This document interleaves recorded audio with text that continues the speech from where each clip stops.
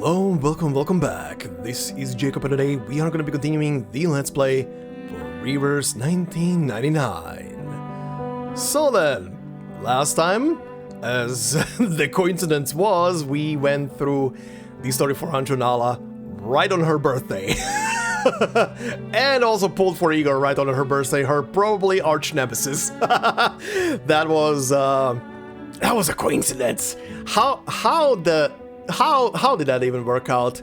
How did that even happen? I don't know. That was absolutely not planned.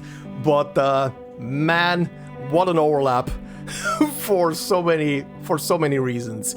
And also very quickly, speaking of Igor, because I saw it mentioned in the comments of the previous episode, yeah, I am very well aware that the official YouTube channel for Reverse has been posting very thirsty stuff about Igor. I have seen one short, which originally I was gonna use as a little ritual before pulling, just as a joke inside of the last episode. But sadly, the song in question that is part of the short is copywritten, so that never happened, and I just scratched the idea out of my head and completely forgot about it.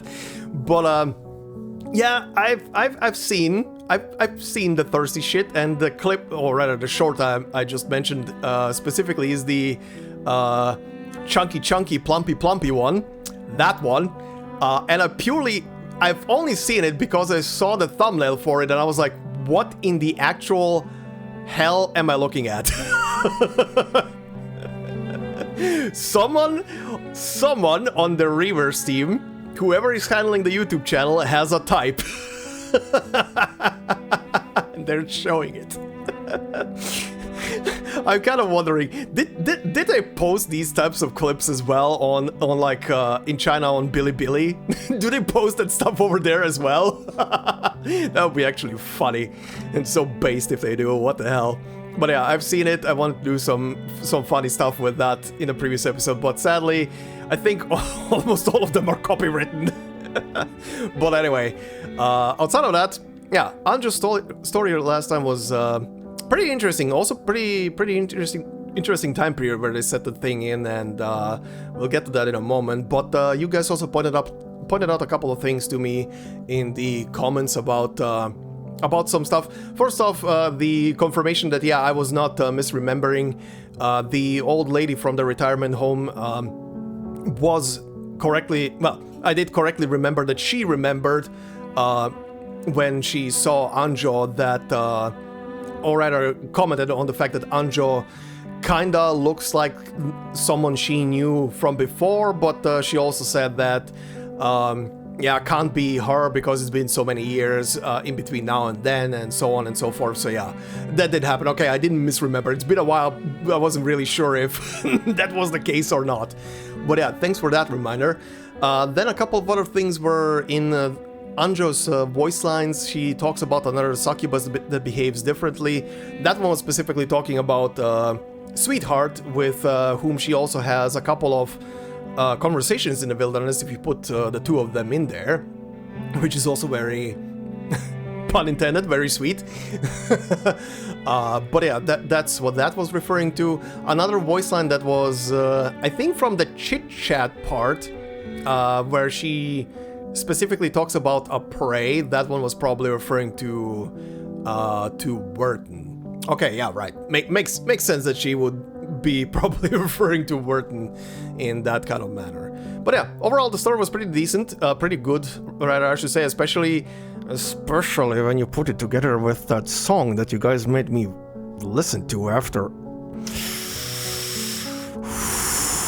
Anyway, jokes aside, yeah, the song definitely hits pretty strong, especially with the visuals on top as well when you do it after going through her story. So that was definitely a good recommendation to include that as well in the episode.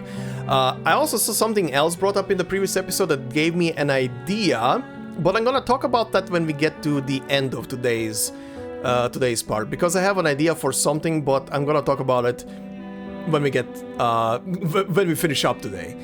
But speaking of the comments on the on the previous episode, Sorry. On the previous episode, generic username _ number. I'm sorry. That is such a pun intended. That is such a good username. Anyway, said, as someone not only from Brazil but from Sao Paulo specifically.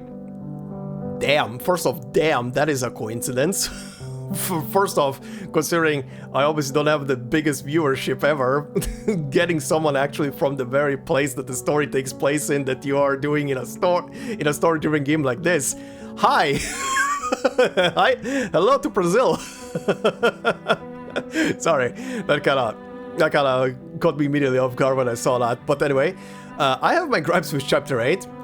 We've been there, but this character story more than made up for it. Yay, they did something good! Some issues still persist, like extremely inaccurate geography, but overall it's a far more accurate representation of the region. Also, the Brazilian dictatorship is something I very rarely see mentioned outside of Brazilian media, so I was surprised when it was addressed in reverse. It also hits close to home, since my parents and grandparents lived through it.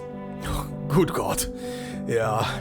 In one of the other events, I believe it was Showdown in Chinatown, they mentioned this took place in 1968, right at the start of what is considered the dictatorship's most brutal years, when they really cracked down on dissent.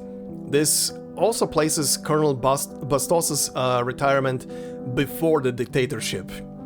Yeah. Oh God. Why did I thought... Oh, why did that thought just went through my head? Oh, I was about to say something and it immediately triggered my head going like, no, this, you should not say this. Do I say it? Screw it, I gotta say it. You could say... I'm just gonna warn you ahead, this is gonna be dark humor. Dark ironic humor, I guess. You could say... He dodged a bullet by retiring, but the bullet caught up to him. Haha! Badum. Oh God. Kill me. Kill me right now. Anyway. Oh God, sorry. Jesus Christ. But yeah, damn, that was a time period definitely to say that. Honestly, I would say a lot. I mean, this is 1968, so I guess maybe it makes sense. What was... I mean, I know that 69 was when the moon landing was happening and everything. That definitely took the entire world's attention when that was happening. But yeah, I don't know. Usually like these political things and happenings and revolts and stuff like that in some countries just really don't make it outside of the... don't really get noticed outside of the original territory, which is... I never understand why. Maybe just because of how media covers other regions and stuff like that. Maybe that's a thing. I don't know. So someone would have to do a study on it. But it's definitely an interesting thing how, in a lot of cases, this stuff doesn't really leave its home territory outside of maybe one or two mentions here and there on the media, and then it immediately gets forgotten because, oh look, a puppy. I don't know, but yeah, definitely props to your parents for living through that, grandparents, pardon, for living through a time period.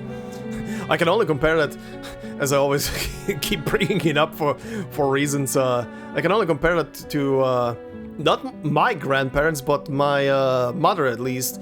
She was here in Croatia during the tumultuous years from 1991 onwards, cause, she never could leave from here because of her job, but my grandparents at least dodged the bullet of, and myself dodged the bullet from living here and experiencing the daily well, not really daily, but almost daily serenades of air raid sirens in the city and stuff like that. Even though my city here where I live never really got hit, this place never really got to be close to the front lines, but a lot of places in Croatia did. And obviously planes flying overhead and everything was a thing that was happening close by and here as well, so, you know. So, some family members definitely experienced some stuff, let's put it that way. But yeah, happy to hear, and happy for the Brazilian culture that at least they got something right. And some proper representation, even though it's probably one of the more darker representations in recent history. But yeah, stuff like that always, again, stuff like that always makes me wonder, like, if it ever happens, considering how much the game centers its story around, you know, Slavic stuff, I would say the chance is there that Croatia at one point will get represented. Maybe not Croatia, maybe it's gonna be Yugoslavia, depending on the time period they pick. But I do always wonder how I would be feeling about the fact if my country would be represented in this game, and if there would be stuff that would bother me to some degree. I guess we'll see in the future. I hope they do. I will say right now though, if that ever happens and I hear someone speak actual fluent Croatian, I'm gonna be so weirded out. You have no idea. I'm gonna be so weirded out by hearing someone talk fluent Croatian inside of a game that has full-on English but is of Chinese production. That is a wombo combo. But anyway, generic username, thank you very much for that very interesting comment. So then, let's see, we have another character story, so let's see let's see what we get with this one. I wonder where her story is gonna be set in. Is it gonna be like Anjo's story that is gonna be set before the events of well, I mean, it's all the story can only be set in two spots, right? It either can be events leading up to the main story chapter 8 stuff, or it can be post story. But I kind of have considering the title being Into the Rainforest, I kind of have a feeling this is gonna be set before, and might have to do with her going through some bootcamp training? Let's see. Oh shit, this actually starts with... What the manhunt? Excuse me? This is one of those rare ones that starts with Sorry, sir, but I respectfully decline this operation. That immediately starts with a cutscene. Okay, I'm in. I'm locked in. Uh-huh. Lopera! You're already on General Carlson's deployment list, Lieutenant. They haven't been speaking long, but the young Major's throat is already drying up. He's run through this conversation 100 times in his head. Verily, he straightens the stack of lists and briefings in his hand. These people are working with the Apostles' Brotherhood, smuggling weapons, plotting to kill Xeno soldiers, and attack our outposts. The intel is crystal clear. Am I the only one around here who isn't completely loco? These suspects are all just ordinary people. Fishers and boatmen. They've got nothing to do with the Brotherhood. Believe me, I've spoken to General Carlos about your concerns, but he's adamant that our informant's intel is correct. Then Carlos has a... Piranha? Piranha pinecone? Alright. Then Carlos has a piranha pinecone where his brain should be. When have I been wrong? Tell me. When? Lieutenant, watch your tone when speaking about a superior officer. Oh, right, all of these guys should... You know what? I'm gonna give my damnest. I'm gonna try and do the same stupid bullshit Russian accent that I'm currently doing for the current new ArcNet story, cause that one is basically taking place in Russia, quotes. Or as they call it, Ursus. The edges of the Major's mouth twitch. He suppresses a disrespectful smile and lowers his voice. It's just like any other security operation. We snatch up a few suspects, do some interrogations, then let them go if there's nothing fishy. A security operation? This your first day in Sao Paulo or something? If Carlos sends our people into that city, then the locals will be feeding us all that by the day's end. And you wait. Cause when they fire first, they'll be Generalissimo Carlos scream. There'll be Generalissimo Carlos screaming, "It's a riot! It's a riot!" Lopera!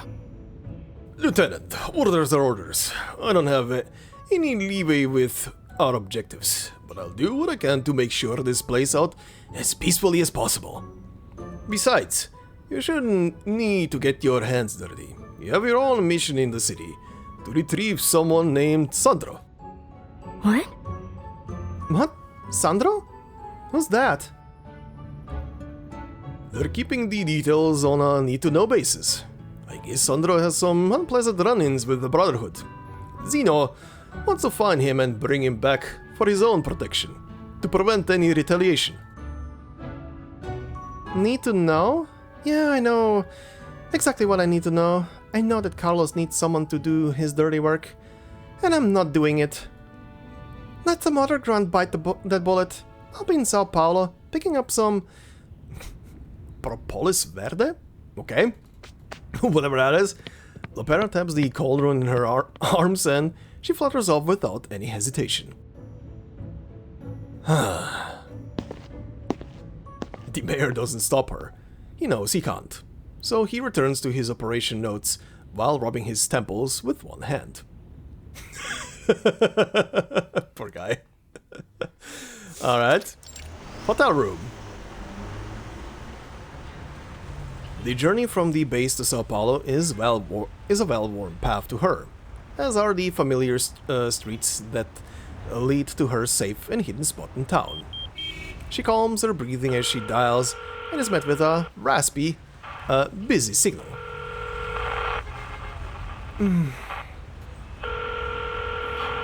Hot sticky dust rises up from Sao Paulo's streets and seeps through the cracks of her window blinds, mixing fragrantly with engine exhaust and the smell of old fruit.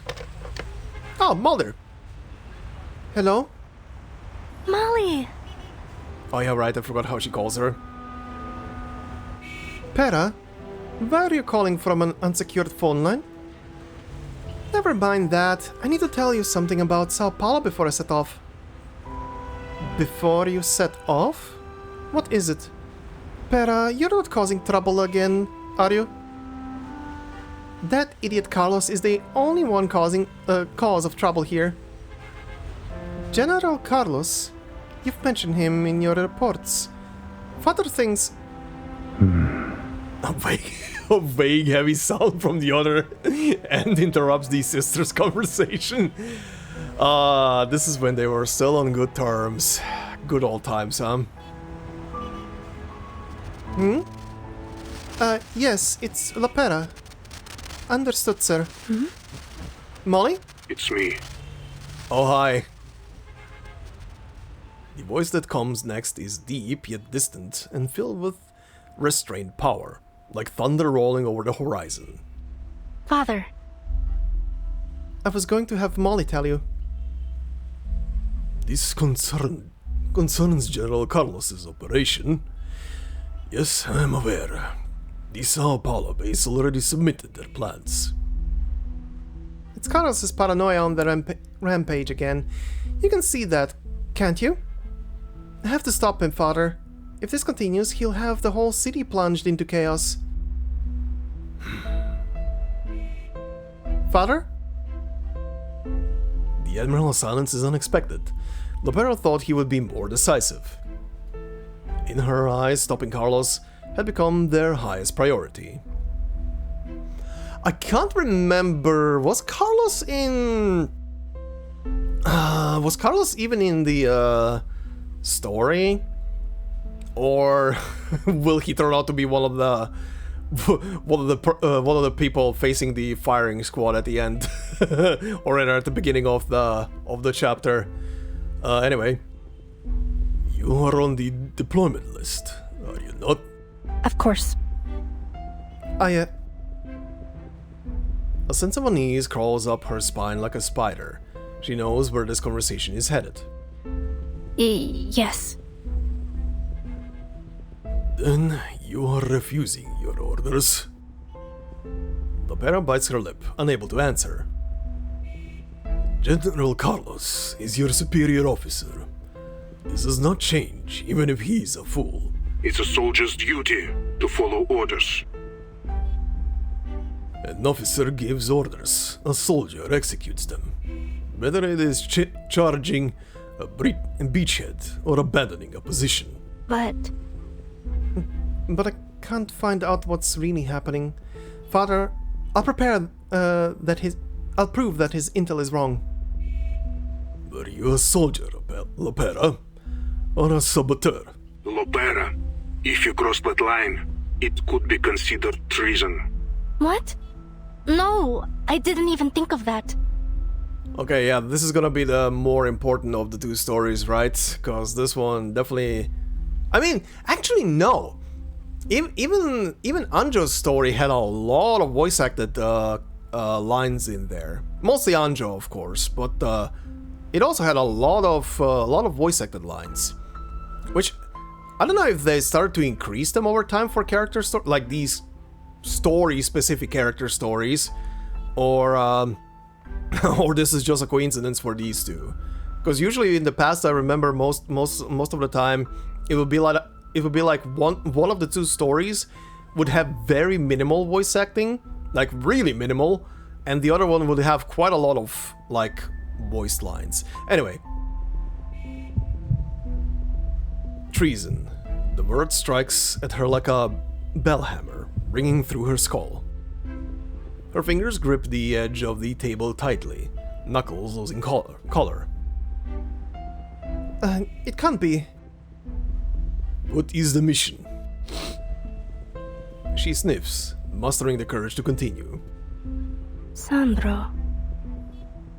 I'm off to find someone named Sandro. Then find this Sandro as instructed. Complete your mission and report for duty. Do nothing else. The name becomes a slender lifeline, a path back into his graces. Yes, Father. I'll find him. I will look over your reports about the General after you complete your mission. Mulder, is there anything else? Muffled sounds come from the receiver as the phone is handed over. You know he's right, Pera. Yes, I know, but how long will we keep turning a blind eye to the damage that Carlos is doing? Zeno is as slow to replace personnel as it is to restock supplies. There is no one available to take his post. But I promise I'll discuss the situation in Sao Paulo with Father again, when it is suitable. There's nothing emptier than a promise awaiting suitable conditions. Oh god, wow. Wow, what a sentence. Holy. Well, let me read it again. What a sentence. There's nothing emptier than a promise awaiting suitable conditions. Holy shit. That is such a base sentence. Good luck with your mission, Pera.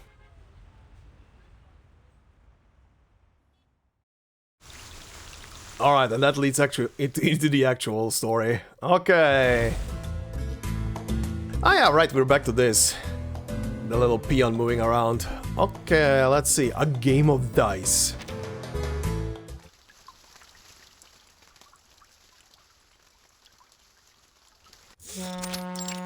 Oh god, a boat. River cruise. I'm getting PTSD of boats now. And I'm not even Vertin. A sightseeing boat docks along a densely wooded riverbank. From the deck, it could be mistaken for the depths of the jungle. Excited tourists poke their heads out to look around. For those seeking the appearance of adventure without venturing deep into the perilous Amazon, the outer environs? Environs? Okay. Environments, I guess? The other environs of Sao Paulo are a fine substitute. Oh hi, you're a new character? What's with the toucan? Okay, toucan, 4 stars and a football. Alright. I see. I see, very funny. There's a story behind that, and he has a knife. Okay. That's right. Bring a few photos back home with you. I guarantee your friends back in Europe won't notice a difference. But when all's said and done, this ain't the Amazon. It's as fake as the crocodile bag I bought the other day. Can't believe I fell for it, even after he said Hermes secretly buys all their hides from him. The old captain pats the tourist's polyester suit with a friendly hand, ignoring his less than elegant pronunciation of the name. Thank you! Crocodiles? My friend, if you only had come to me earlier, I would never have let you be cheated like that. In fact, I know of a certain daring individual who keeps a few genuine broad-snouted caimans out in the rainforest. The kind that can crush a turtle shell with a single bite. I'd be happy to make some introductions. By the way, my friend, you're carrying American dollars, aren't you? So what? Is all this cruzeiro? Is he trying to do like local accents or something, or local speech? God. What is all this cruzeiro? Just completely useless? Not useless at all. It's great for kindling, confetti, even waste paper for your parrot. Just take my advice, friend. Exchange what you have for dollars before it sinks any lower.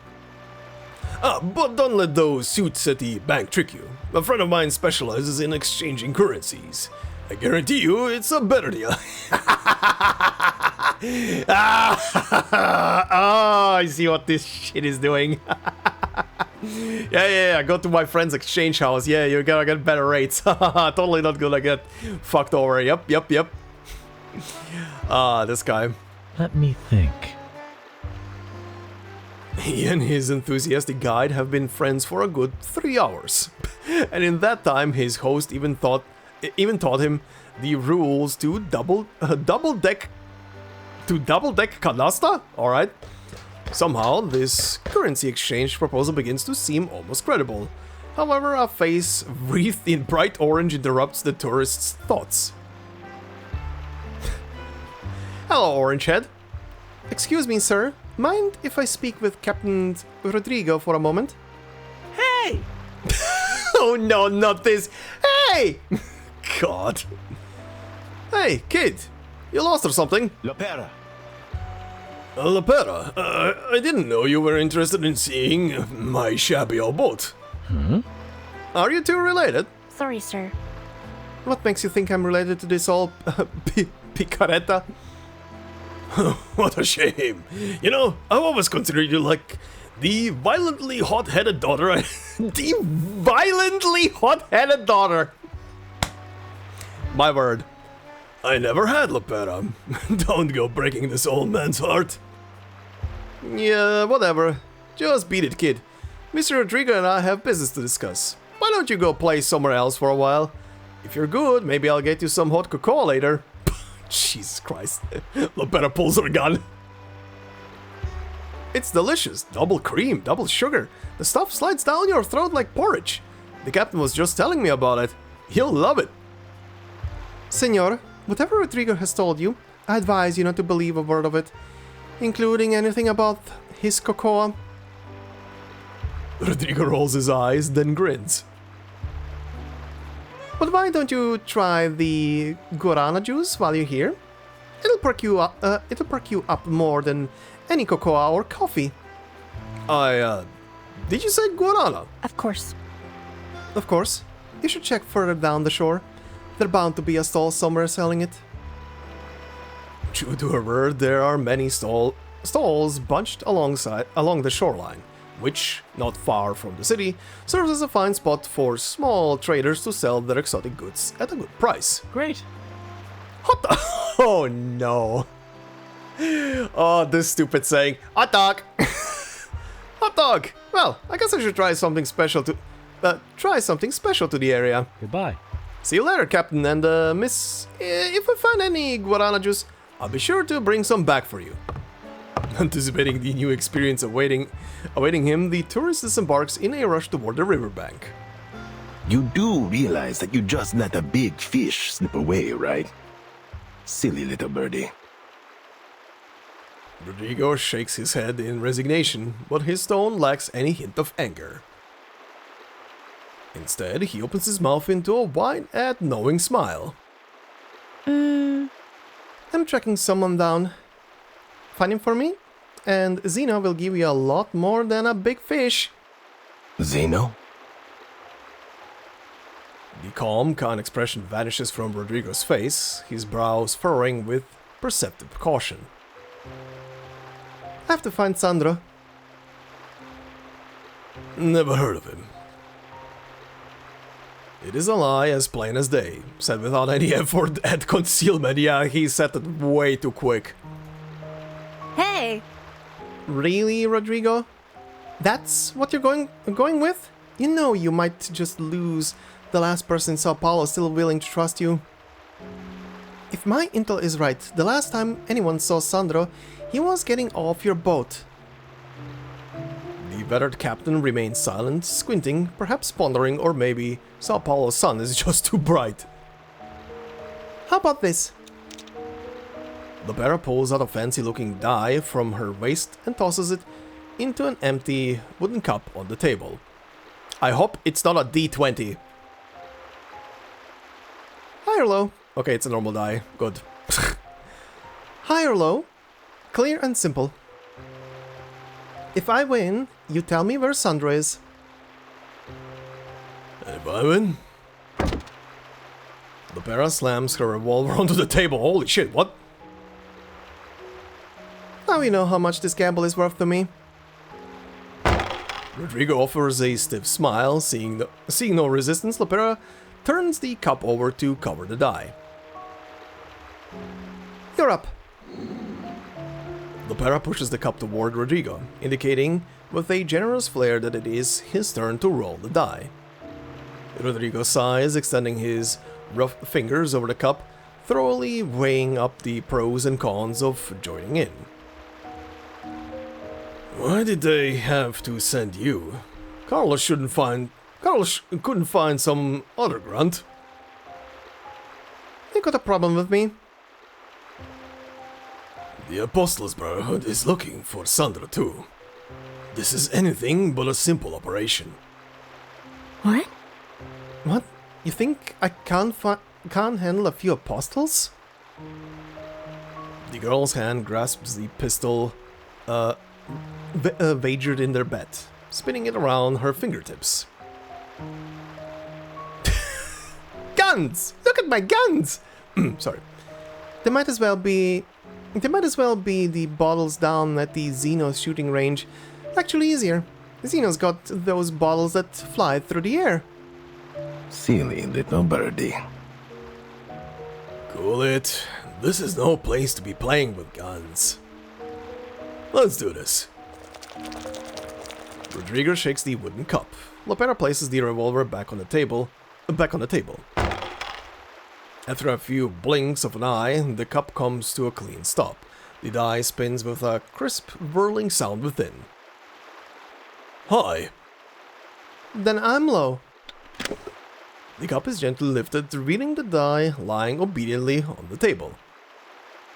Yeah? No. That's low, old man. You see? It's 2. Lopera happily returns the pistol to its holster without a hint of surprise. Rodrigo picks up Lopera's die from the table, rubbing it in his palm. Oh god, is it? I was starting to think, is it gonna be a trick die? Looks like old Rodrigo's luck is as thin as his blood these days. Now, the bet. Don't try to cheat me. Where is Sandro? Rodrigo changes the subject again. I've heard Zeno is gathering troops for a move into Socorro. That true? Carlos... Es un idiota? You idiot, I presume?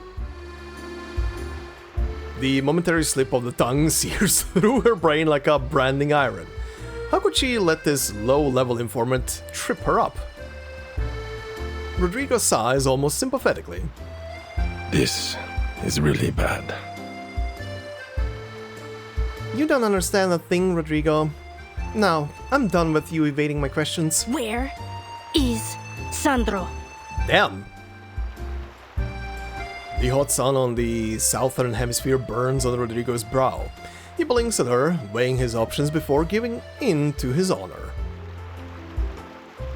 The Barata has hidden himself well. Follow me ashore, and I'll lead the way. I don't need a guide. Just give me a location, and you can get back to business. Sandro is hiding deep in the rainforest. You won't find him. You won't find anything but capybara droppings without me. Besides, I need to make sure the information I give you won't bring any harm to Sandro.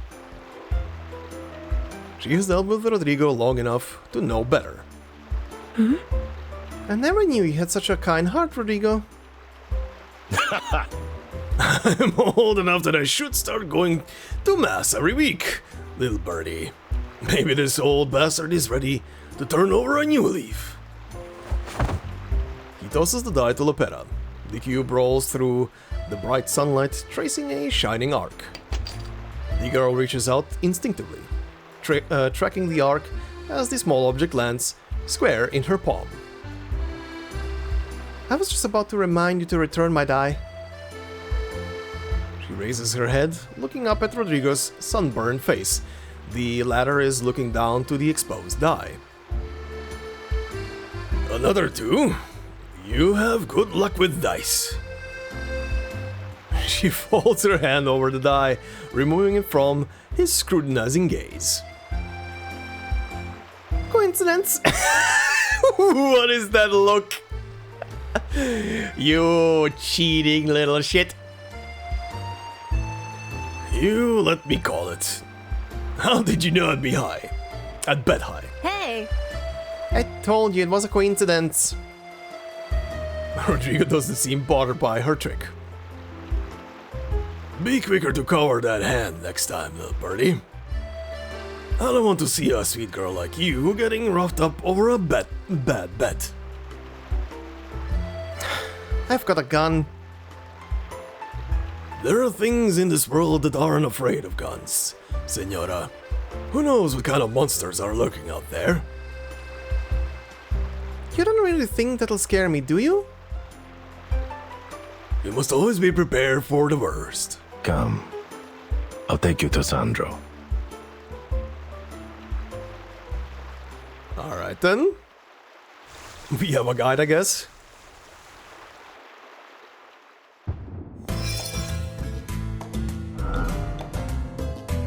Okay, the next was literally just called Finding Sandro, huh? Okay. Actually, do we have another thing about it? The last one had 10 purely because there was like a mini game. Do we have 10 as well, or what is this now? I cannot see behind this thing. 1, 2, I guess 3, 4, 5, 6, 7. Okay, no. We are back to 8. Alright, Finding Sandro. Oh, never mind, minigame. Lopera, you have entered the rainforest. No shit. Okay. The dense foliage in the rainforest makes it easy to get lost. Every step requires careful consideration. Each move costs stamina, so make sure you reach your destination before you run out of energy. Let's start by heading due east. Holy shit, is this gonna be kind of like one of those old text adventures where you type in a direction, you go, and then you get a description of what the shit you're seeing? Okay, let's go east. Oh my god, it is. Each new location has its own unique set of events. A poisonous swamp lies ahead, too dangerous even for the fittest Xeno-soldier to cross. Did I wander into Dark Souls? What is happening? Is Miyazaki in front of me? For you, trusting your instincts may be the best choice. Choosing different solutions will lead to different outcomes. Okay, so -1, whatever that is, cross directly, make a detour, okay. Some events can be resolved by crafting the right item through the use of alchemy? Bullets! Your alchemy is not perfect, so if you don't get the item you want, just try a few more times. Okay, proceed with caution and carefully check everything on your way to your destination. Okay, so this requires some cocktail, I guess? A snack? Oh yeah, strong juice. Okay, I cannot craft it right now. Okay, I need these things, huh? I see. Oh yeah, I see. There's a lot of items. Vibrant piñata. Moth piñata. Okay. Goldfish piñata. Piñata flashbang. What the fuck? Piñata smoke bomb? What? Uh-huh. Wait, what else was in here? Oral concentrate sweet pacoca? Uh-huh. And bullets. Bombardier beetle. Rotten banana peel. Ugh. Gunpowder residue. Okay. Considering this is gray. Yeah, okay. Make detour. Despite losing some time, you trust your instincts were spot on. -6 stamina, guarana, cocoa, bean, and mushroom, okay? Okay, choose direction, let's go west.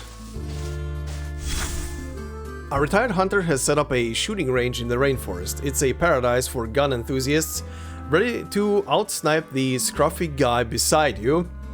Okay, I have a try gather information. Can I make anything for this now? No. I can make a snack. I can make a strong juice. Oh, wait. Craft? Oh, is it random? Oh, wait, no, wait. Or is it?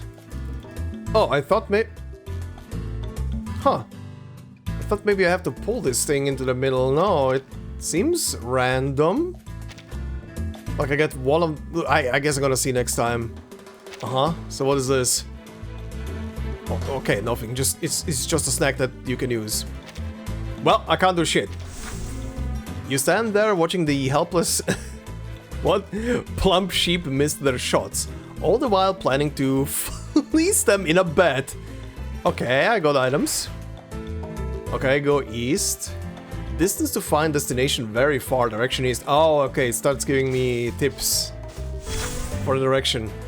A colorful bird's nest catches your attention. You're always sidetracked by eye-catching things, but who wouldn't be? Investigate.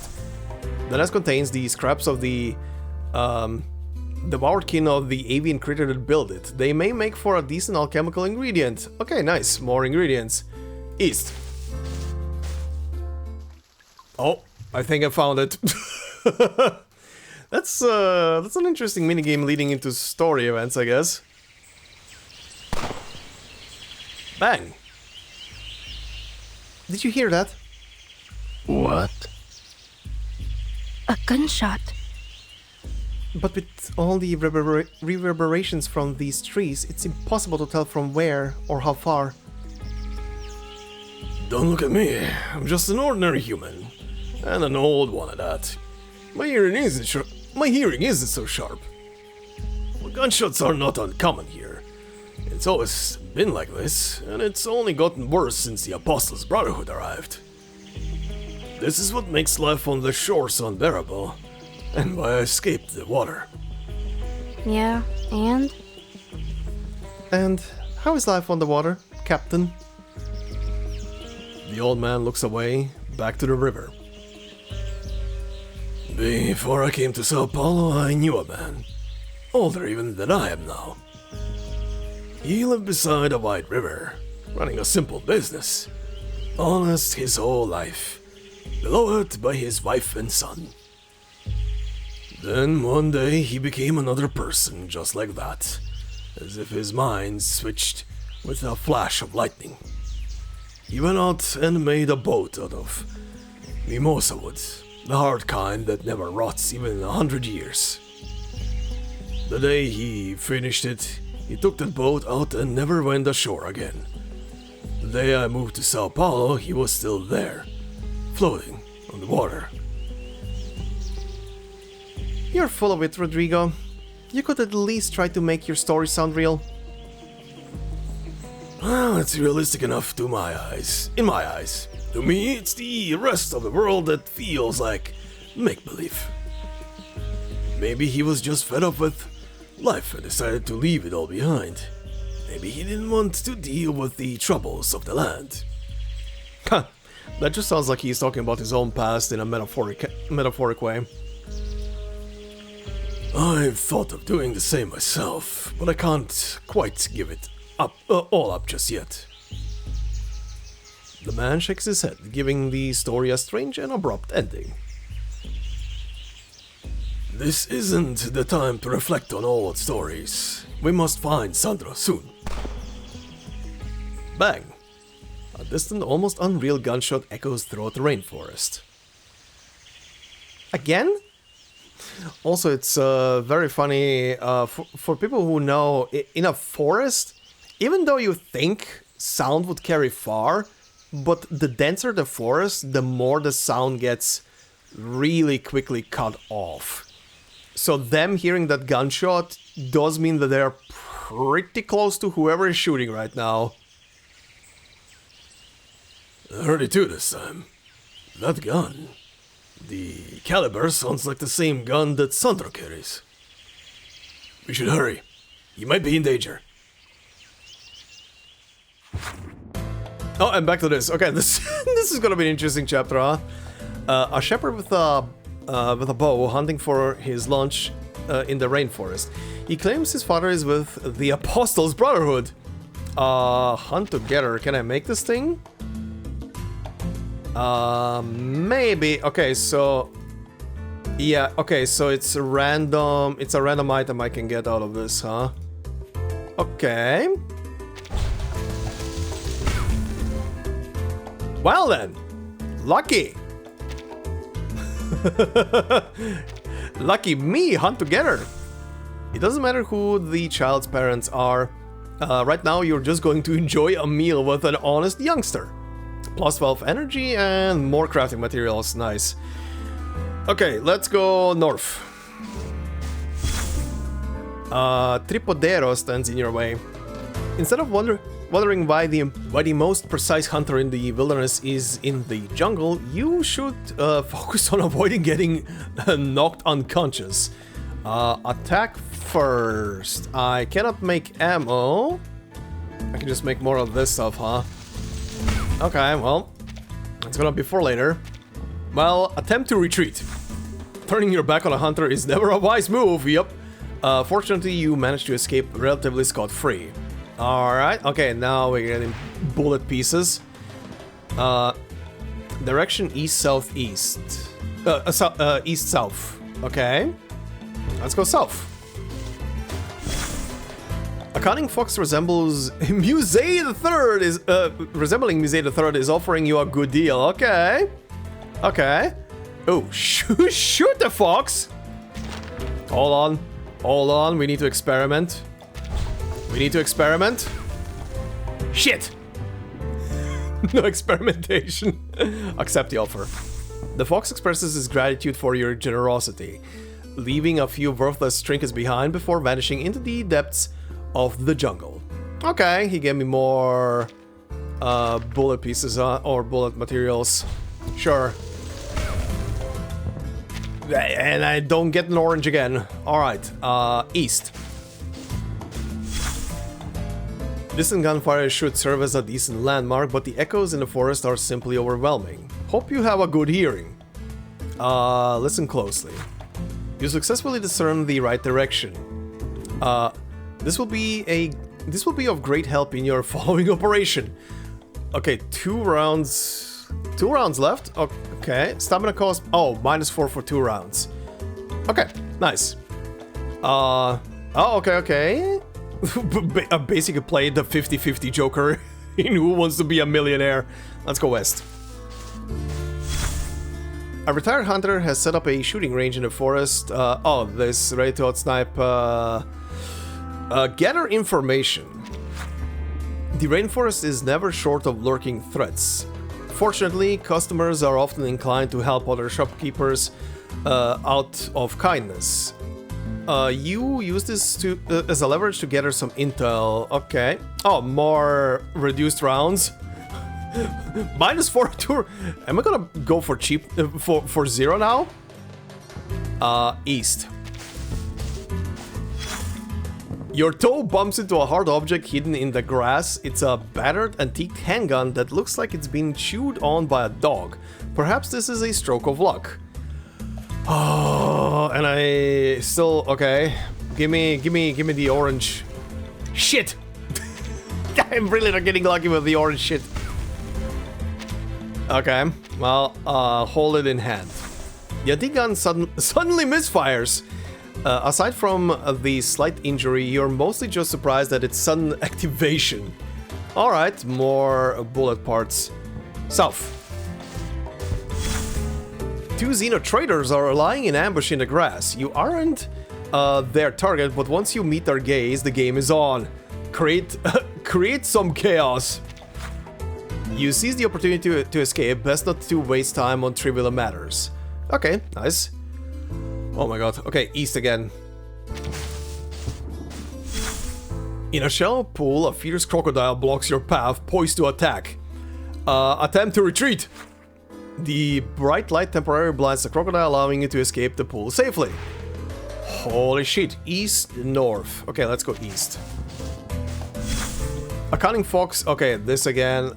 Can I get orange bullets? I got orange bullets. Let's see what happens. There's no such thing as a kind-hearted fox. You learn that from the fairy tales you read as a kid. Okay, I got items. North. Hey, finally. Jesus, that took a while. A small black pellet, like a pepper kernel. Lopera holds it between her index finger and thumb, raising it up to her eye. See anything? Looks like a little pill. Only way we'll know what it does is if we try it. I wouldn't recommend that. I had a cat once. It died from eating something it shouldn't have. I'm not a cat. No, you're a birdie. She pops the little pepper kernel into her mouth. Wait, don't do that. Spit it out. Don't worry, I've got this. She crushes the mysterious pill between her molars. The reckless amateur alchemist's face contorts like a tourist biting into a fried ant for the first time. Did you bite into poop? Crappy Zara, this tastes...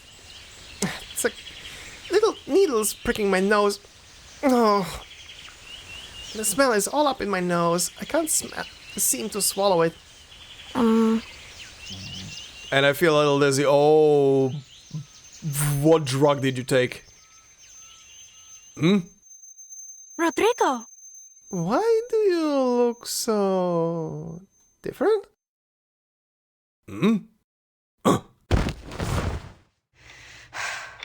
Yeah, you're an idiot.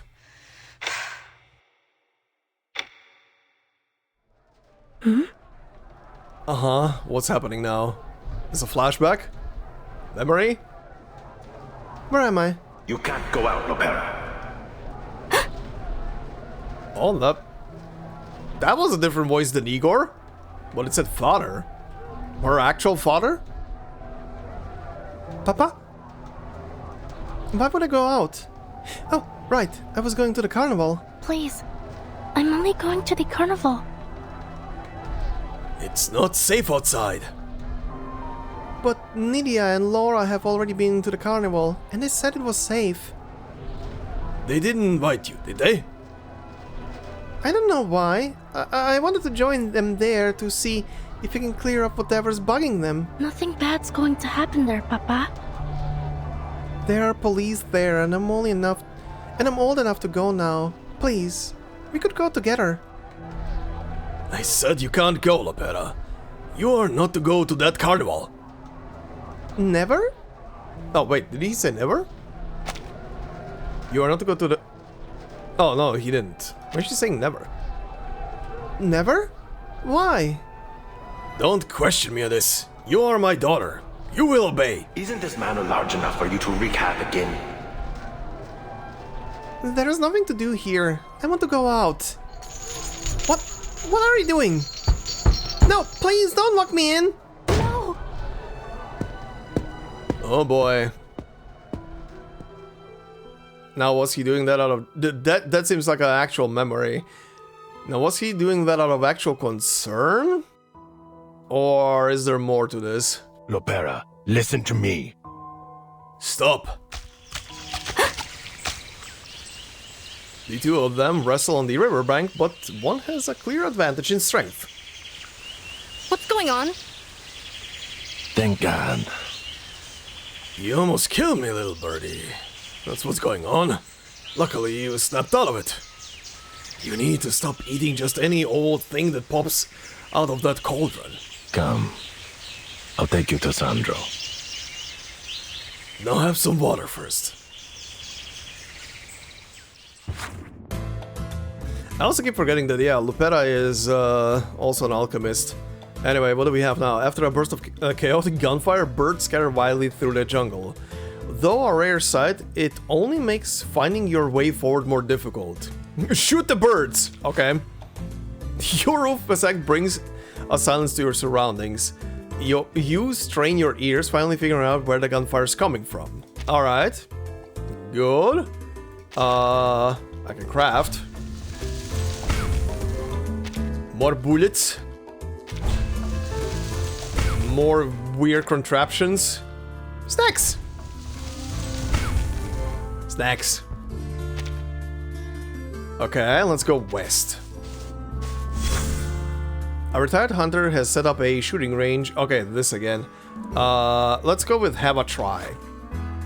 Test your aim, only $20 around. No cruceros. And you have to use your own bullets. Damn, $20 for this time period. Holy shit. The shopkeeper's demeanor makes you want to shoot him instead. I will do the same. Okay, east. A tripodero stands in your way. Instead of wondering why the most precise hunter in the wilderness is in the jungle, you should focus on avoiding getting knocked unconscious. Attack first. The tripodero is an excellent hunter, but luckily you're even better. Nice. Alright, east again. After a burst of chaotic gunfire, birds scatter. Okay, shoot the birds. Sure, thank you. East again? Hey, there we go. Just east. Long journeys necessitate a little small talk to ease the nerves. And the older the travelers, it seems the more likely the topic turns to family. Kid. You never talk about your parents. You're not Brazilian, so what are you? No. I'm originally from Colombia. Bananas, coffee, and a military junta. Not so different, really. And at least you won't get homesick. She has no desire to engage with the old man's banter. In her heart, she feels far more nostalgia for the dry yellow steppes of Kazakhstan than for the country of her birth. Okay, that scene with her father then actually makes more sense. Yeah, now that I'm reminded of that she's from Colombia. Right. That place also has some tumultuous history. Admiral Igor and his children did not have a fixed home. Zeno is my home.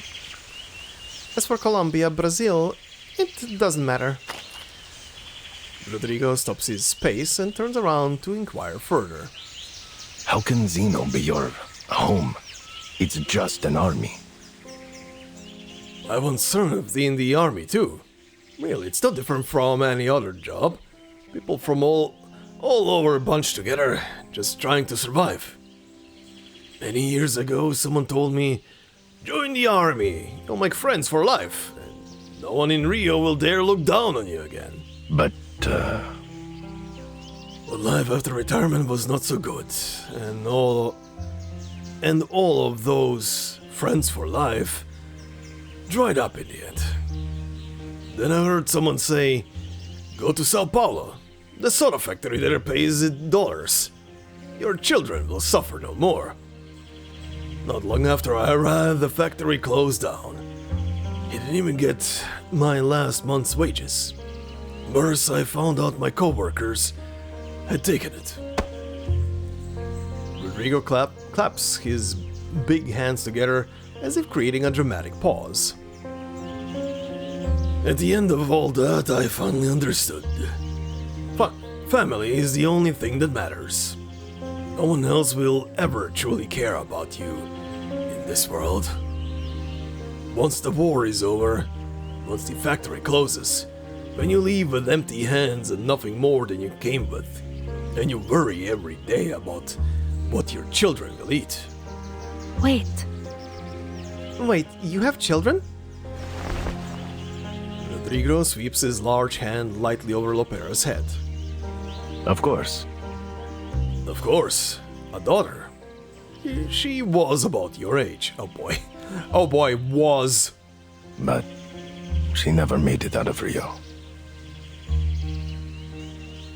Oh, come on, why is she died, not voiced? Come on, you made him voice the first sentence. Fuck's sake. Okay, yeah, she died. Oof. Sorry. The man puts on a smile. It was my fault. I shouldn't have joined the army. Then the cartel wouldn't have gone after her to get to me. But I know that she must be in heaven because she used all her persuasion to get God to send me my little boat. See, she has blessed me already. Maybe that's why I want to live on in like the... Wait, what? Sorry, maybe that's why I want to live on... on it, sorry. Maybe that's why I want to live on it like that old man. Just waiting for the day that my own mind will let me flicker that switch. But now is not that day. I still need to help you find that Sandro, don't I? Right. We need to find Sandro fast.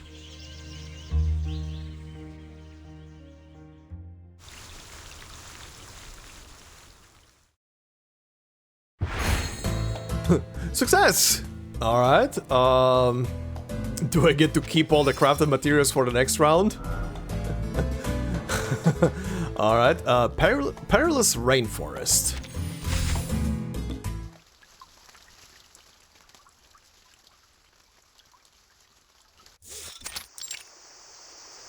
Jungle Village.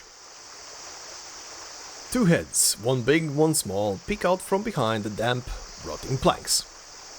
First the big, dark one, then the small, red one. Is this the place?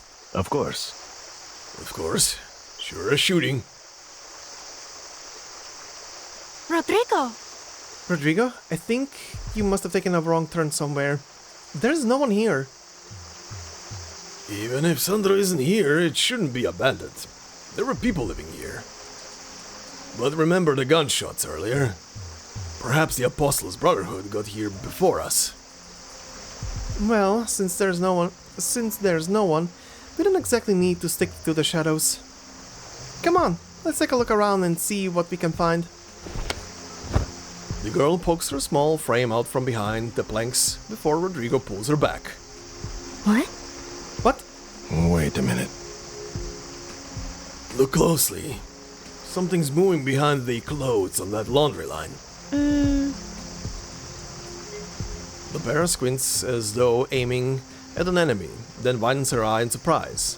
There is indeed someone behind the hanging, wrinkled clothes. Bearing Xeno collars. Oh. Xeno collars? They're friendly. No need to worry. No. No, things don't seem right, little birdie. That soldier looks strange to me. Trust this unlucky old thing's intuition on this.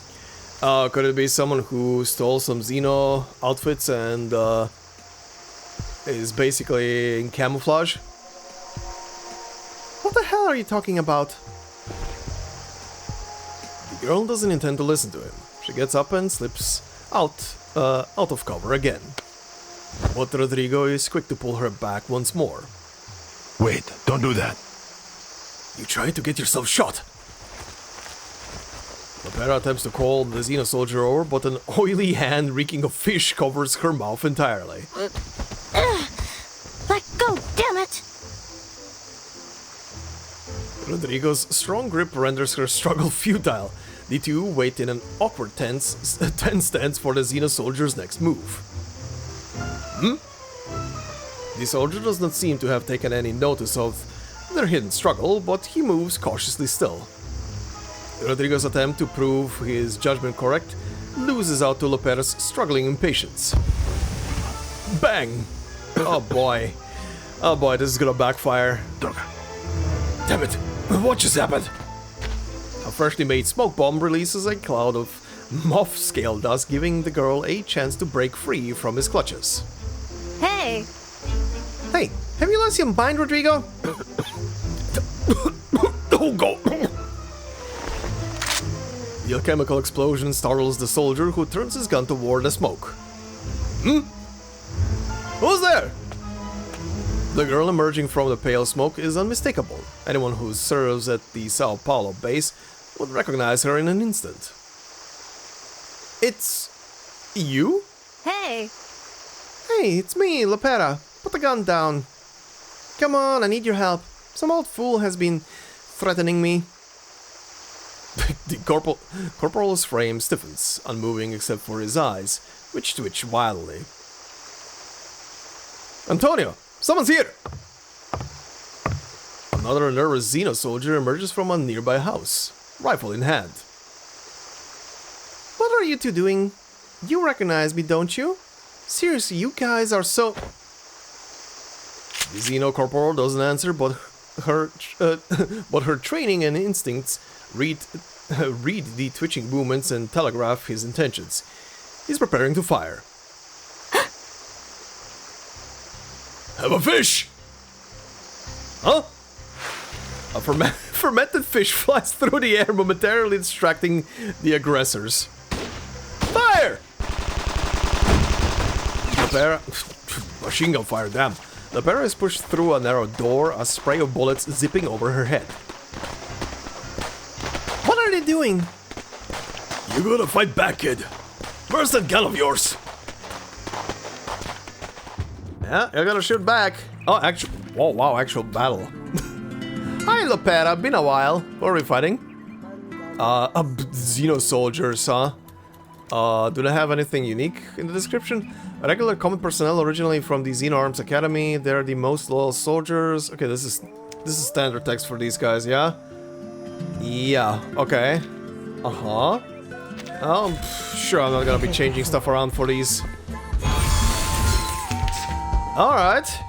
Alright. Quick little battle. Didn't expect to do actual normal battles in this little thing. Recycle and build the hidden. What's your thing again? Winning chips. Self-channel grants 6 stacks of flaming bullets to self and enters the ready to shoot status. Right. Been a while. Rebel brood. Okay, these guys were actually a bit tanky, I'm not gonna lie. Actually, I took a couple of bullets. This does show that this story released with chapter 8, I guess. Antonio is the first to fall, toppling over into a heap, his soul seeping out with the blood pooling at his side. But the other soldier remains wounded, alive. No! Traitor!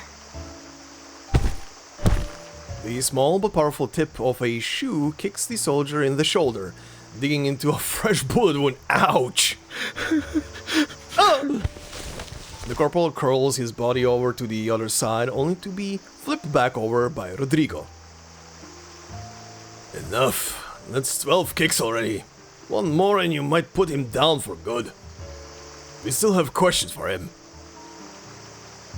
What's going on? Tell me everything, right from the beginning. First, after I joined Xeno...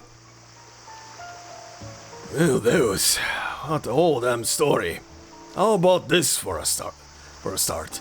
Why are you here? I was just out gathering supplies. Rodrigo sighs heavily as though he has already guessed the whole truth.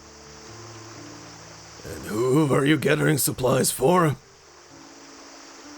The corporal averts his eyes, hoping silence might save him. Oh, that's how you want to play it, huh? Lopera pulls out her revolver and presses it to the corporal's temple, the cold barrel breaking his will in an instant. No, I'll tell you everything! He knows well enough this little birdie wouldn't hesitate to execute him. Antonio's body is proof. She is not shy to execute traitors and stuff like that.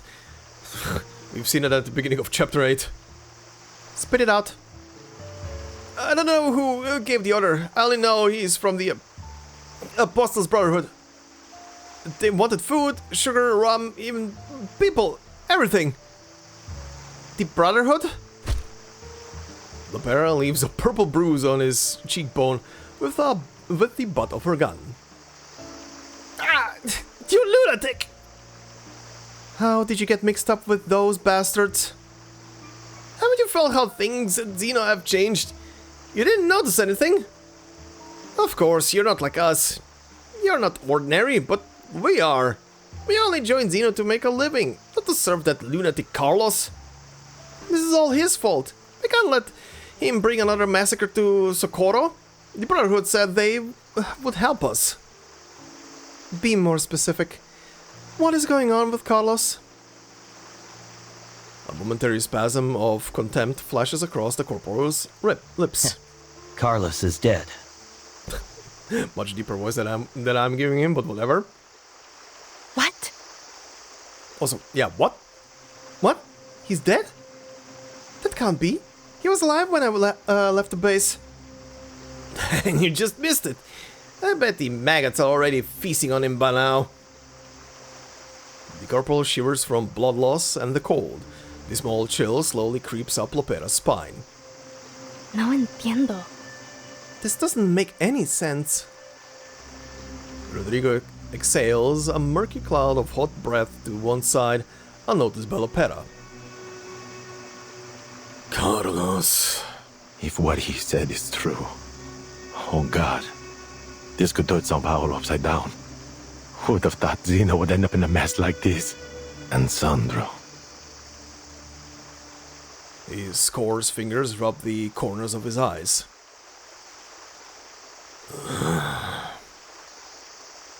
Seems like it, don't it?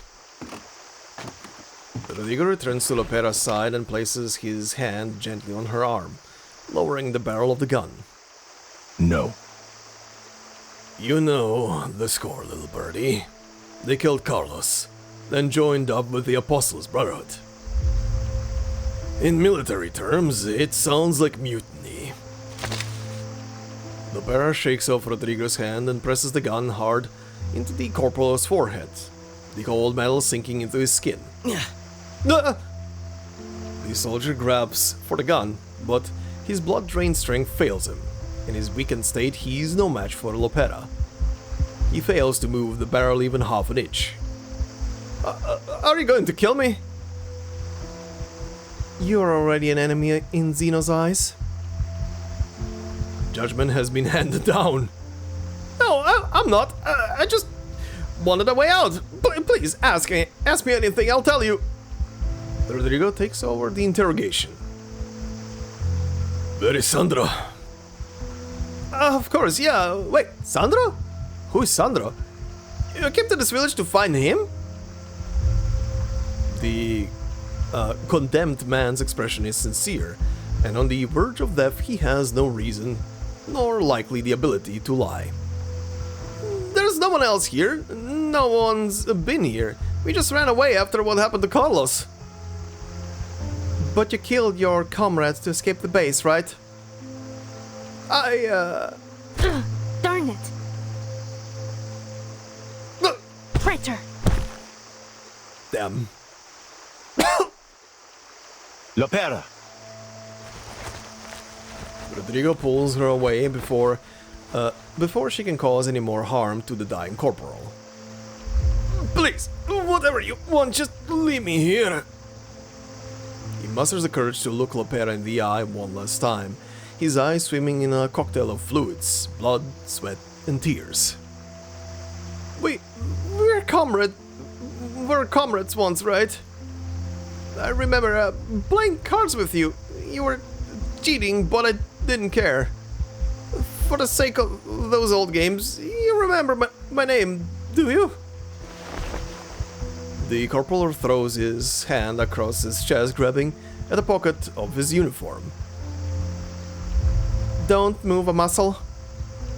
It's not a weapon, I just want to show you. The corporal continues to fumble at his chest, and Lopera raises her firearm. Both of their arms tremble. Of their or her? What did he say? Sorry. Both of... Okay, there. In this moment, the three of them freeze in silent agreement. Only a trembling hand moves, reaching into an open pocket. A gust of wind gathers the stench of the rainforest decay, blowing humid, sticky air across the scene.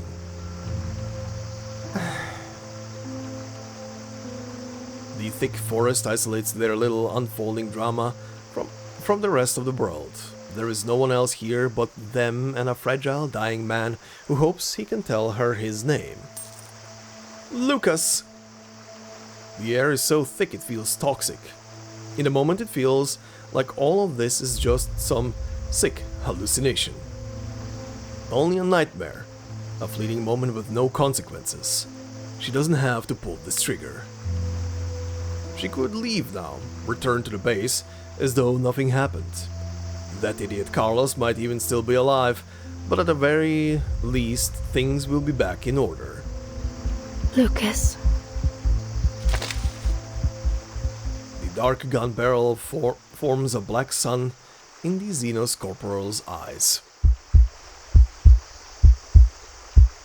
And then the sun explodes. You have to learn the consequences of your actions. Disloyalty and betrayal can never be forgiven.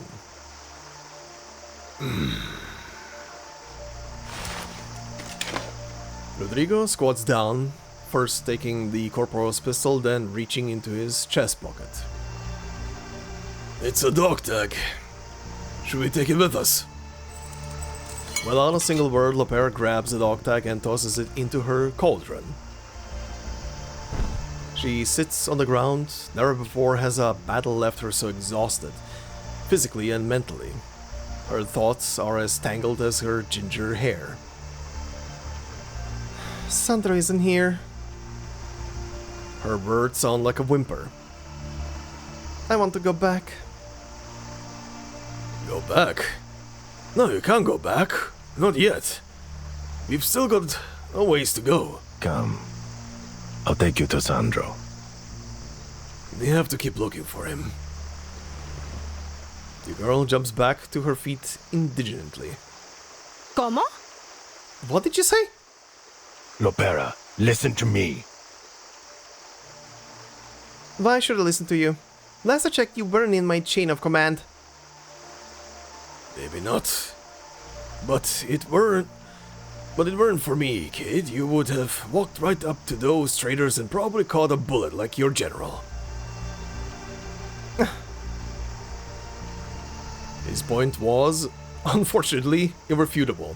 She could only offer a huff in reply. We have no idea what the situation is now. Is your Xenobase now a rebel stronghold, or are the loyal soldiers still holding on there? And what is the Apostles' Brotherhood doing through all of this? Perhaps Lucas and Antonio knew more, but the dead don't speak to the likes of us. I'm not blaming you. I only mean the jungle may be the safest place for us now. So let's get Sandro first. At least then we'll have another ally. Lopera's mind is swirling. Still too chaotic to form her own plan, Rodrigo seems to offer the only path forward. She nods. Fine. We keep going. Yeah, not like you have any other options right now. Keep going and find the guy and then return. Hope for the best. Alright, let's see. Part 4, Carnival Fireworks. Oh, we're back to this. Better go back, yeah. Okay, back to full energy, I guess. Only north. Your toe bumps into stuff. Okay, I cannot make the bullets, so... Oh, wait. It's a battered antique... Oh, yeah, it's a hand. Hold it in hand. Suddenly misfires, I get materials. Let's go west. Shepherd with a bow... Stamina plus 12? Craft? Oh, yeah, wait, it's the... It's this thing I don't have then. Well, drive away the threat. You drive the shepherd away. Given his background, you're not sure whether his arrow would hit the prey or the head or... the prey on the head or somewhere less appropriate. East. A poisonous swamp lies ahead. Too dangerous. Oh yeah, right. This is this stuff. This is this stuff again. Oh yeah, so the items from last time didn't carry over, I guess. Yeah, okay, so you only get to keep that stuff for one round, same with the crafting materials, huh? Okay, good. Good to know. Make a detour. Instinct, getting materials. Alright, north. In a dilapidated courtyard stands a small tree laden with ripe berries. Whether they're edible or not is beyond your knowledge. Oh boy. I don't have stuff for bullets, right? I can only craft, yeah. I can craft my own snacks! And now I get to drink. Try them, that's a bad idea. Dual colors are edible, bright colors are poisonous. Testing these old superstitions with your mouth was obviously an unwise choice, yep. Okay, well, I got materials. North. Distant gunfire should serve as a... Okay, distant gunfire, listen closely. There we go.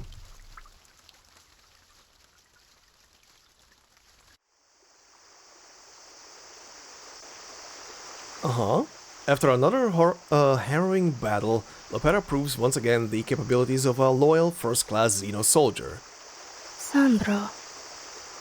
Sandro isn't here either.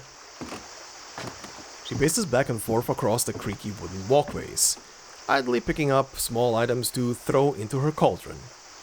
Rodrigo returns after around 10 minutes. Lopera sees him emerge from a corner, his face beaming. Look what I found! Rodrigo grins, holding out a metal box dotted with colorful buttons and dials. A radio? Is it working? Luck is best saved for times like this. A shortwave signal like this should be able to reach anywhere in the whole world. He places the old-looking portable radio in front of Lopera, who is still staring at it with disbelief. I knew it was here. I've been to this village before. I sold them this radio in exchange for some redwood and cayman hides. Oh, and some, Jaboticabas, maybe? I'm not sure. Those things that look like the eyes of the dead. Lopera examines the unusual machine. It's far from Xeno's standard issue, but with a little time, she's able to figure it out. Save for one question. What's the power source? Rodrigo smiles and places a small crank between his legs. That's done it. It's a crank-powered radio. Works in any conditions. The only downside is this old goat has to add a little elbow grease. We don't know the situation at the Xeno base. It's possible contacting them would just put a target on our backs. I need to contact Admiral Igor. Do as you think best, little birdie. Old Rodrigo will just keep cranking. Lopera turns the dial, modulating the frequency at a specific point. Long, short, short, long. Then two longs together. It should be something like that. After sending her identification code, Lopera waits, listening to the buzzing static and the drone of the crank. Lopera? Father, She second-guessed herself. The voice seems to so clear in the moment. In the static, nothing else comes through. I can hear your voice. Can you hear me? Father? hey! Rodrigo!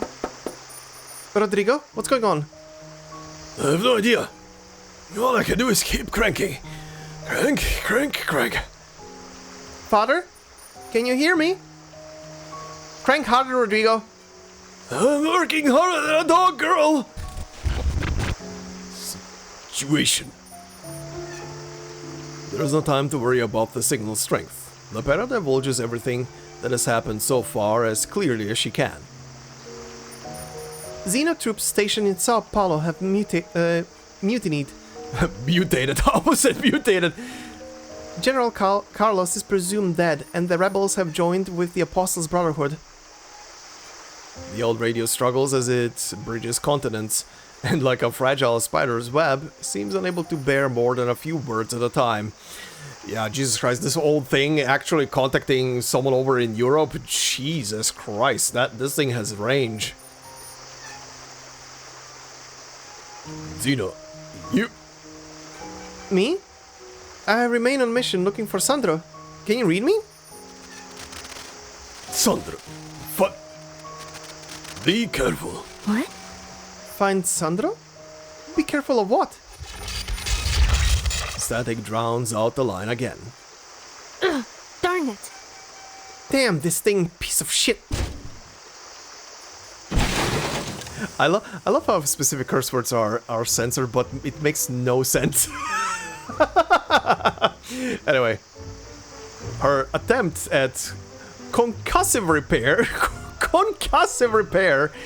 does more harm than good. The radio sputters out and the line goes dead. What did you apply? The Russian method to repair? Wait, don't do that.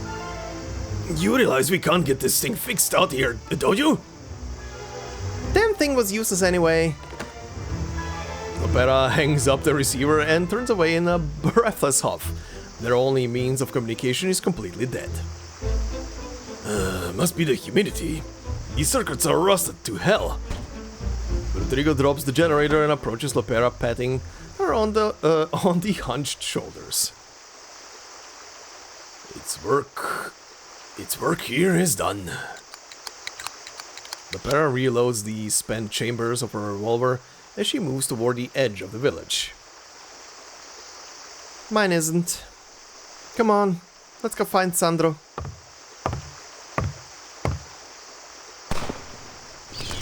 Oh boy, more shots. Another warning shot rings out, and a flock of colorful birds screech and squawk as they soar up above the canopy. And back to exploring. Alright, east-northeast, huh? East! Tripodero stands in your way. Attack first. Get material. Oh, interesting. South? I've got some news that'll cheer you up, says the amateur information dealer, hoping to peddle rumors of dubious origin. You want a fish? I don't know if I can give you a fish, unless I get lucky with a fish.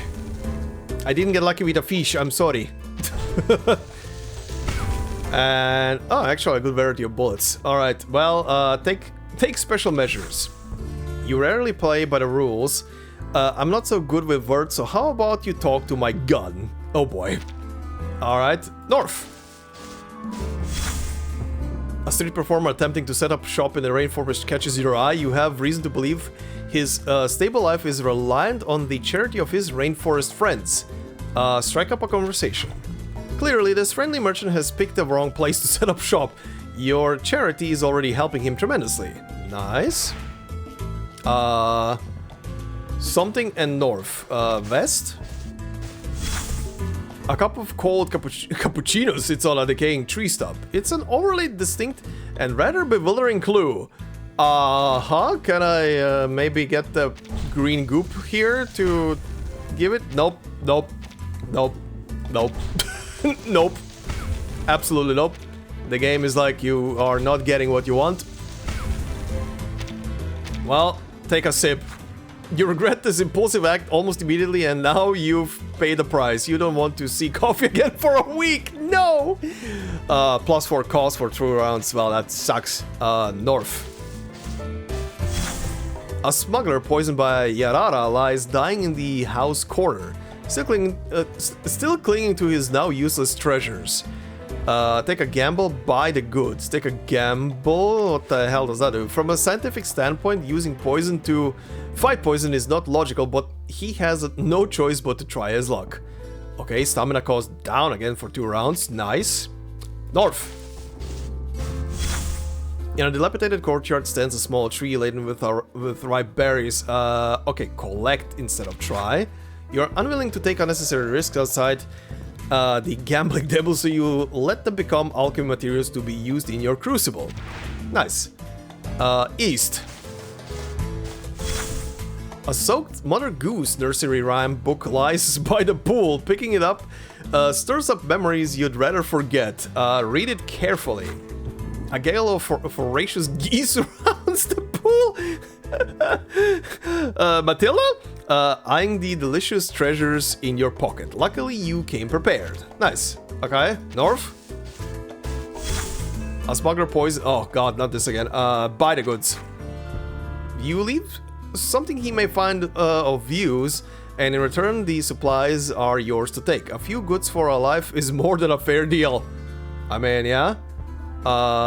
West. Hey, finally, holy hell. Oh, more shots again. The unbroken flurry of gunshots echoes both near and far, producing a mirage-like sensation in the depths of the rainforest. Bang, bang. Lopera strains her eyes, scanning for any sign of the shooters through the dense foliage. Ugh, darn it. Can't we fire off a couple of shots to let them know it's us? No go, little birdie. Sandro is a strong little thing. And as timid as he's tiny. Kid, calm down. He's quick on his feet. Very quick indeed. The only thing we can do is move faster. Maybe we'll make more progress in a boat? No. No, one wrong turn and you'll lose any chance of fighting him. Then try this. Oh, Lopera pops a few cocoa powdered candies into her mouth and tosses a few to Rodrigo. Wait, don't do that. I thought I told you not to eat any old thing that popped out of your cauldron. Stop worrying, I'm confident about these ones. They should give you an energy boost. He watches Lopera for a little while, and seeing no adverse effects, Rodrigo hesitantly swallows the energizing candy. His stamina was starting to wane. Oh, this is really... How is it? Feeling a little lighter? The man's eyes soften unconsciously, taking on a glazed quality as he looks back at her. Of course. Of course, but Nita. Uh-oh. Uh-oh, he's seeing his daughter. What? What? Who's Nita? Rodrigo's pupils dilate. Lopera notices for the first time that he has light-colored eyes. His hand weakly clenches and releases, and he suddenly quickens his pace, leaving Lopera several steps behind. Hey! Huh. oh, I know of all times do you enter my mind. No. No, my heart will always be open to you, my Nita.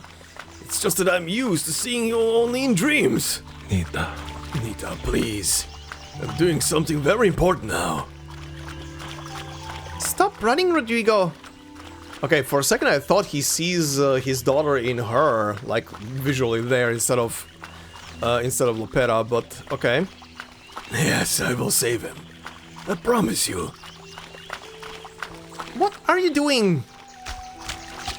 The aging man bounds over wet roots and mud with cat-like ease, moving faster than Lopera, who finds herself bogged down and tripped. Bang! A gunshot pierces through the air. The gunshot seems close enough to be a warning. Rodrigo's pace slows. The girl closes the gap between them, getting near enough to hear Rodrigo's breathless muttering. No. No, don't be afraid, Ada. Wait, Wait, Rodrigo, I think I've figured it out. You're not used to the side effects of these things. They can make you a little... Lopera decides on a method to speed Rodrigo's recovery, scooping up a handful of water from a muddy puddle. Bang. No, that couldn't be a gunshot. Of course it wasn't. This place is very safe, my little birdie. The girl freezes. The muddy water she was about to splash him with seeps out through her fingers. Of course. Of course, they're only celebrating the carnival outside. There's no need to be afraid. So yeah, the little birdie thing definitely carried over from his daughter. Rodrigo! Yes, I'll go get you a gift from the carnival. But you have to promise me one thing. Never leave this room, ever. Or I have to lock you in. You can't go to the carnival. No, you must not leave. Not tonight. The remaining mud splashes down onto her foot. Rodrigo! His eyes have grown increasingly cloudy, until they become like two indistinguishable pools of grey water, and then just as quickly, the clouds recede. You fell over a bit back there, did you? Your hands are all covered in mud. It's nothing. Welcome back to reality. Lopera walks ahead of Rodrigo, leaving him staring at her blankly as if in a trance. Come on now. We're not catching up to him in this mud.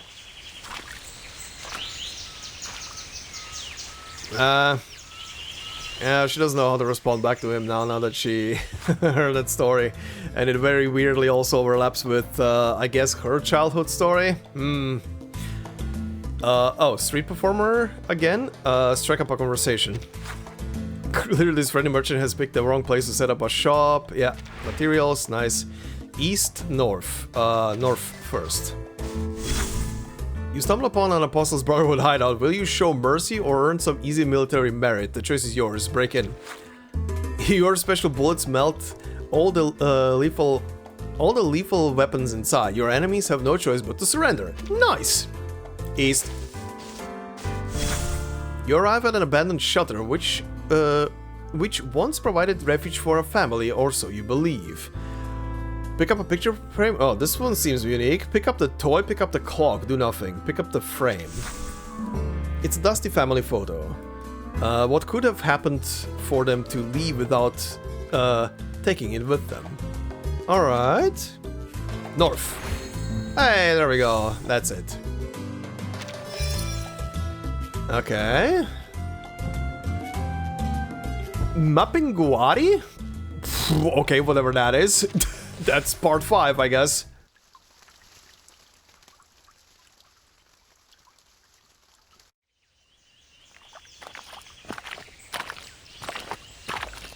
The shallow water ahead seems infested with mosquitoes of outrageous proportions. Ugh, fuck mosquitoes. They hover across the surface, producing an audible buzz. Ugh. Don't remind me, it's getting warmer. Mosquito season is almost here. And it's gonna last until fall. This is it. Captain Rodrigo's very own private lake. What? What's so special about this place? Pernilongos and piranhas? Okay, types of fish. Pernilongos and piranhas aside? See that boat over there? That's the very one I got after I was fired from the soda factory. Something came over me. I wanted to be like that old man on the water, to live on that boat. But as you can see, I couldn't handle that kind of freedom. But more importantly, I have a cabin nearby, with a few goodies for us both. including some submachine guns and a few bulletproof vests. Not cheap trash either, American made.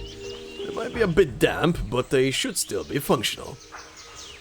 Oh yeah, right. Wait.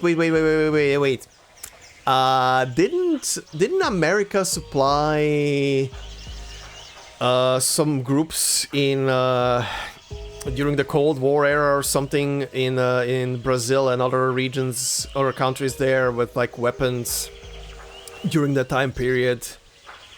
Right? I think that's the case. Unless I'm thinking about the Iraq stuff, because they definitely supplied the Taliban back then with weapons to fight the Russians. Anyway, how'd you get your hands on those? Bitter ripple spreads across Rodrigo's face. Kid. That cabin holds all Rodrigo's biggest secrets. Some things are best left unknown, little birdie. How many bullets do you have left? Mind sharing a few? Not many. Didn't you pick up any from those rebels? Yes, but I've injured my hand, so I'm not too steady with the gun. I'll need a few more to account for my shoddy aim. Just for now, there'll be plenty in the cabin. Fine. Lopera reluctantly grabs a fistful of bullets and shoves them into Rodrigo's hand. Not a small number either, at least 2/3 of what she had left. I'm not that bad a shot. This should be enough for me. Come on, let's walk around the lake. Stay low. Who knows if we might run into more rebels. Lead the way. Rodrigo hunches forward, parting the dense underbrush layer by layer. Lopera follows behind in military fashion, scanning for trouble. A pair of eyes skilled at distinguishing insect and fruit species carefully scrutinizes each leaf for hidden threats. Here. No, just a bird. Oh. An armadillo. You don't see those every day. Despite her casual tone, she maintains a firm grip on her weapon. Okay, that was loud. This time it is Rodrigo who fires first. Where are they? Fire! Fire! To the bush! To the brush! Lopera raises her gun, aiming at the weaving leaves. A shot rings out quickly, followed by another in quick succession. God, stop! Keep going, kid. Aim right where I fired! The hammer clicks empty. Lopera steadily draws a captured pistol, containing her barrage magazine after magazine until it's duly spent. I'm out of bullets. Rodrigo keeps firing, the roars of his rifle drowning out Lopera's voice. At last, Rodrigo stops pulling the trigger. Not even a Mapinguari could survive that. Let's hope we killed Mapinguari then. I'll check it out. Actually, you know what? I am very curious right now. Considering they keep mentioning it so much, what the shit does that even mean? Oh, it's a cryptid. A Mapinguari, or Mapinguari, just spelled with a Y at the end, is a mythological creature from Brazil folklore, referred to as the Brazilian Bigfoot. In popular media. The Mapinguari is described as extremely foul-smelling and hairy. Other accounts of the creature reference it having hook-shaped nails, a bipedal gait, and a gaping mouth in its belly. Oh, that's wild. And a single eye like a cyclops. Well, that is definitely a very unique description. All right, then. Let's continue. No. No, there's no time. Let's make our way to the cabin first. We need to stock up in case there's more. Actually, now that I think about it, is this an enemy that I've fought, considering how many cryptids I went through in this game as enemies? Is this a creature that appeared as an enemy in anything so far? Maybe I'm forgetting. Maybe. But We're close. Come on. Rodrigo sprints off. seemingly uncaring of any would-be enemies spotting him. Hey! Hey, you! Lopera taps her empty cylinder and chases after him impatiently. I was about to say, is there gonna be a minigame? No, we're continuing. The cabin's interior looks as though the owner left in a hurry and never returned. Not at all like the kind of place one would hide valuable weapons and equipment. Rodrigo combs over the room, producing nothing but clouds of dust. I should have come back once, while to tidy up. This cabinet. Crash. Rodrigo pulls out a long oilcloth bag from the clutter, then just as quickly crumples it and stuffs it back. And this, oh boy, this is no good. Just an old relic from the boat. I was going to use it to store my Cordell novels. Give it up, Rodrigo. You've been searching for close to half an hour. Lopera stands by the window, keeping her eyes on the outside, ready for any potential threat. Nothing. Rodrigo's gaze flickers, briefly landing on Lopera before turning back to the clutter. Kid. Kid, this is bad. Look at what your Mapinguari, Jesus Christ, Mapinguari did. Now we're out of ammo. The girl pauses for a long time. Her words come out like a hard bone rising from her stomach, catching in her throat. We've lost Sandro for certain. We've been walking through the rainforest for so long that the mosquitoes eating away at us have changed shifts. It'll be a miracle if we don't catch a fever 3 days from now. If we were to give up, I don't think even the great Admiral Igor would blame you. You're wrong. You're wrong. Who said anything about giving up? I'll find this rat, even if it's just his corpse. How could Sandro be dead? Rodrigo sighs with contempt. He turns again, his shadowed face now dark and indistinct. You can't take him to Zeno. I'll take him across the border. Okay. Rodrigo's words are emotionless, as if stating an agreed-upon fact. Wait. Wait, you mean you'll leave Brazil? Hey! Let's get this straight. After you help me find Sandro, I'm taking him back to Zeno. He has no choice in the matter. Whatever happens after that is none of your business. But, it wasn't supposed to be like this. This was supposed to go down easy. Now with Carlos dead. Uh-huh? What are you implying? Rodrigo punches the cabinet, leaving a shallow dent. You know that Zeno is tearing itself apart from within. Who will keep their promises? Who can I trust with Sandro's safety? This little mutiny won't last long. Admiral Igor will put things right. We'll handle all of these traitors. I can't put my faith in a stranger 1,000 miles away. He's my father. I know what kind of man he is. Admiral Igor knows what's best. He will make the right decision. He always does.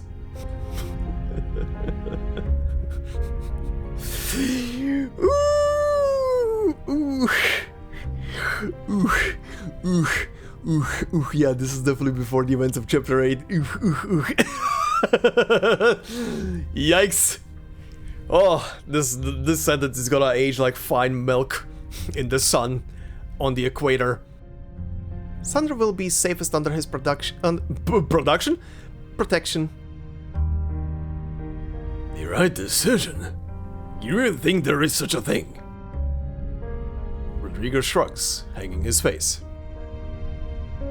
I've never trusted anyone with a chest full of medals. Those little things start to blind their eyes. Lopera suddenly steps up to Rodrigo, hand on her gun, looking up into his shadowed eyes. Idiota! You don't know anything about him. Every medal Admiral Igor wears is a mark of honor. Don't speak about my father that way. Kid. Kid, it's not whether those honors are real that matters. He adopted you, right? How long have you known him? Not 15 years? Is it 10? Less than 5?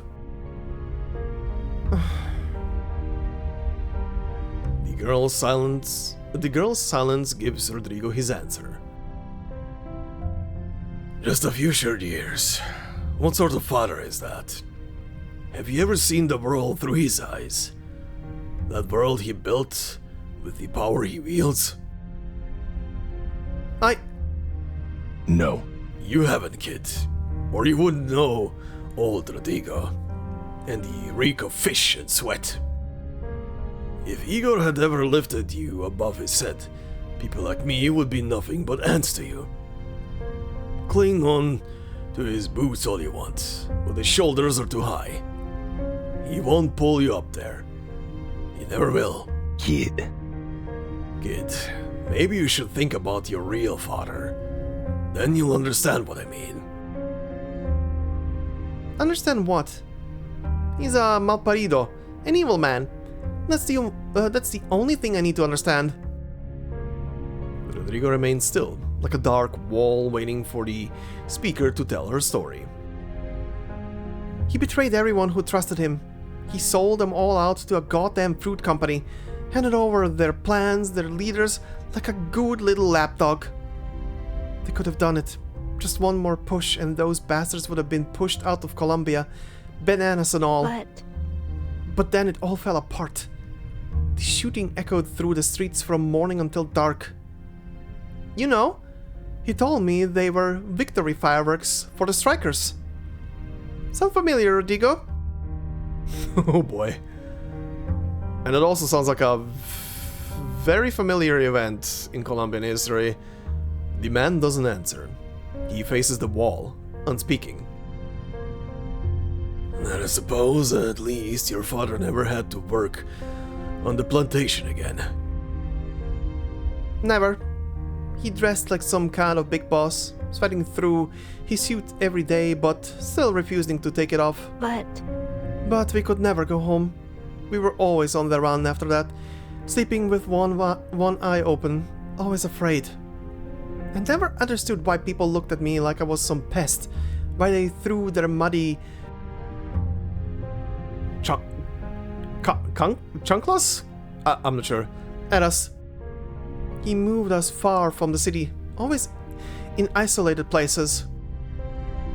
How did you find out about all this? The girl's gaze drops to her empty revolver. Nydia told me. You don't need to know who she is. I still don't know how she found me after all those years and so far away. Until that night, when she knocked on my window. Oh, flashback. I opened it for her, but she didn't come in. I thought I was seeing a ghost. Nydia was a mestizo, with skin as dark as cocoa. But at night her face was pale as the moon. Her skinny arms were clinging to my windowsill. She said to me in a hoarse voice, "Lopera, I figured it out. It was your father who betrayed us all." My father? What are you talking about? They're dead, Lopera. My family, my father, mother, brother and sister, dead. But the strike, isn't it successful? No, they knew about it. They shot everyone, chased them through the streets, then buried them like garbage. I saw it. There's yellow-leaf banana trees growing over the pit. Oof, Jesus Christ. Corpse bananas. Oh hi, unique image. Stop! Thief! I'm sick, Lopera. Dying, I think. Don't say that. Come inside. Never. I won't. Not into his house. Just grab my hand. Come on, Nydia. There! On the windowsill! Get her! I don't hate you, Lopera. I just wanted you to know. Where's my gun? No! Oh, God. Did her father shoot her? Oh, God.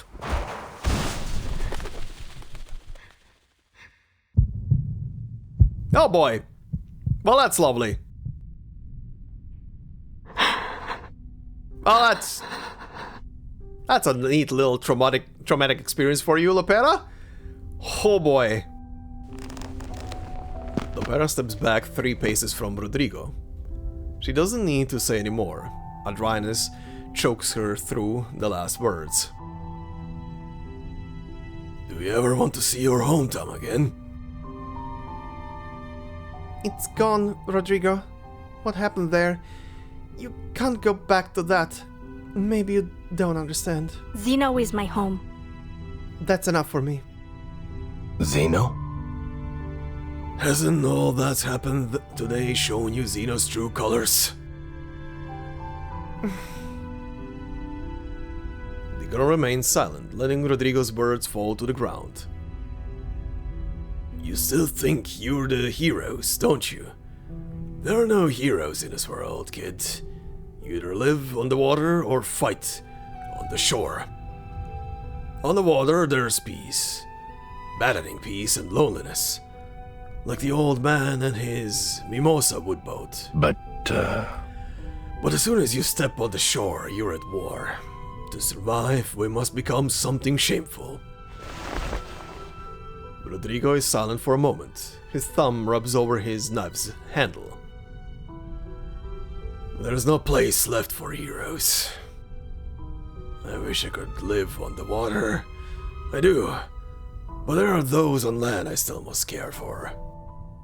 But you said your family was all gone. Rodrigo's smile is like a crack in hard leather. Don't you want poor Sandro to escape the chaos of Sao Paulo? No way. Why would I care about that?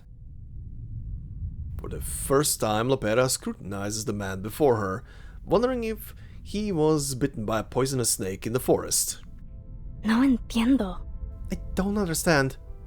Something's been off from the start of this. Why have you been following me all this way? Who is Sandro to you? Confusion and rage are up from her throat. And what's your business here anyway? Rodrigo's dark face is like an iron plate, beaten 100 times. Enough, I'm done with you. I can find him myself. Sandro will never go with you! Okay. The man roars back. Why do you care about some nobody? What is he to you? Just another goddamn medal from your father, right? Then your Admiral Igor shows up, my poor Sandro will be paraded around like some trophy. And you'll just use him as a cover to hide the mess you've made. I can't trust your Admiral to protect him, and now I fear, little birdie, that I can't trust you either. You've lost your mind, old man. Rodrigo walks away from the wall and heads for the door. Don't move! You need to explain yourself before we leave. no. No, you're not going anywhere, Lieutenant. Rodrigo raises his gun, determined to entrust Lopera's fate to his trembling hand. Uh-oh. You... He fires, but the bullet hits nothing but shadows. Lopera reflexively raises her gun to return fire, but there is nothing in the chamber to meet the cocked hammer. Mierda! Damn! You tricked me into wasting my ammo, didn't you? Kid, I hate to kill you. So let's just play another game. This time we'll really let fate decide. Lopera is pinned down by the dark muzzle. Oh god, this again! Dark muzzle of his rifle as he retreats out the door. He slams it closed and begins locking it from the outside. The girl rushes to the door as a blind bullet pierces through, severing a few strands of her orange hair. Don't use up all your luck just yet, kid. Rodrigo's voice rattles through the door, along with the clinking of rusted chains. Huh. You think this cage can stop me? These locks won't hold you long, little birdie. I know you'll escape. But I'll have Sandro safely away from here, long before you do. It wasn't supposed to be like this, kid. Why didn't Carlos send a couple of dumb xenogrants? Yeah, I thought so. He was working with Carlos. Things would have been so much simpler. I wouldn't have shed a tear over Antonio and Lucas. Open the door! Lopera, listen to me.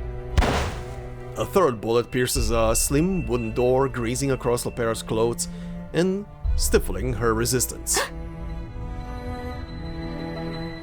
I'd have shot Nidia too, if I were in your father's shoes. I wouldn't have cared who she was or what she wanted. But if there had been ever even a chance she might harm my daughter, I wouldn't have let her live. Nita. Oh God, my Nita. My little bird, I'm sorry. How could I have let them do that to you? Oh God, what the shit happened to your daughter? A rough fist hits the door. Rodrigo slings back his rifle and turns away. Fate, let you dodge 3 bullets. You win again, Lopera. Maybe never meet again. Lopera cups her hands around a bullet hole in the door and shouts, "Where are you taking him?" She presses her ear on the door to hear the footsteps pause for a moment, then slowly return. You won't see us again, you hear me? I can't lose him now. He's all I have left. Is he his son? Or something? Did he have a son? He only ever talked about his daughter. Or is he maybe his daughter was old enough and they were supposed to marry? Like, is he maybe his son-in-law or some shit like that? He seems like family.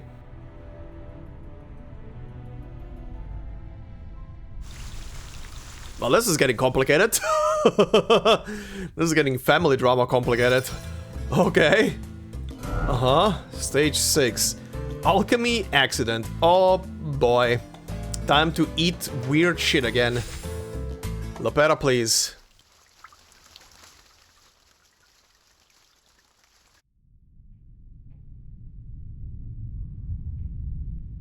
Ugh, darn it. Open this door. Jesus. Alright, crack. Though it's only a thin bit of wood, her small frame can't make it budge an inch. The force propels her back to the center of the room. Traitor! Rodrigo, you lying old jerk! Damn you! You were lying to me from the start! In a moment of silence, distant gunshots echo through the air.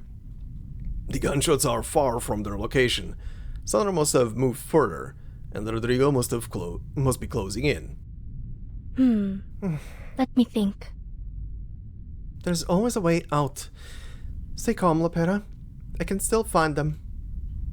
A way out, a way out. How to get out of this? I'm out of bullets. Otherwise, I'd shoot the lock out. Lopera falls back on the rough, damp floor, accidentally tipping over her cauldron. Several grey pellets roll out.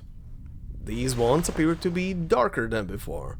She picks one up and examines it. What's going on? Did those smoke bombs in the cauldron react with something else? After pondering for a moment, she gives up on trying to understand, tossing the pellets back into the cauldron. Ugh. I've never been able to wrap my head around alchemy. Yet you're still attempting it! But maybe I can use this thing to make a bomb or something. Lopera scraps some gunpowder residue out of her gun barrel and adds it to the cauldron. This should make it more explosive? Let's see, what else can I use? Rotten banana peel? Well, that's why we're using those, I guess, in a minigame.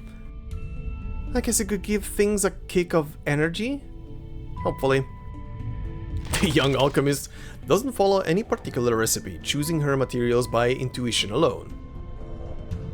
This should do. Hopefully it'll be some kind of bullets or explosives.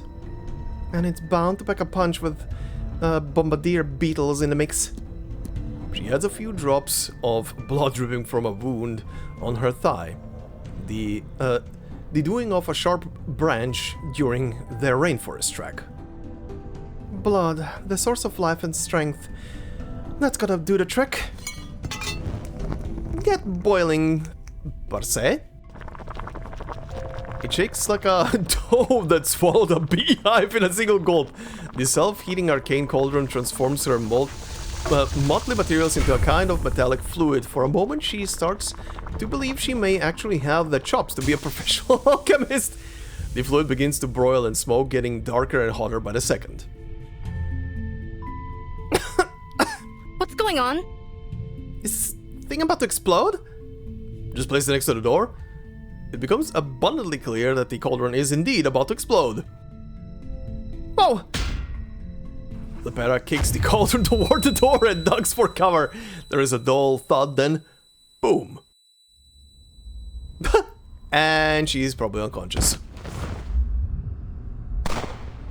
Distant gunshots echo again.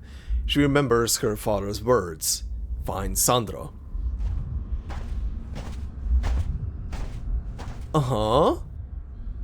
Lopera! Lopera. Could it be that? No, she's alive. She's one tough Arcanist. You know she's taken a bullet before. Some kid that gave her a run for her money once upon a time. She survived then, and she'll survive this time too. Why? Why did you come to such a place? Looking for Sandro, I guess. What? What? Sandro? Who's Sandro? More gunshots ring out. Forget it. We need to get her out of here. Copy that. Copy that, Major. Sandro. Look. Look! Her eyelids twitched. More gunshots. Fine, Sandro. This is like a programming in her head right now. Hi? Xena soldier? Sandro. Sandro? Where is he? My god. You're awake.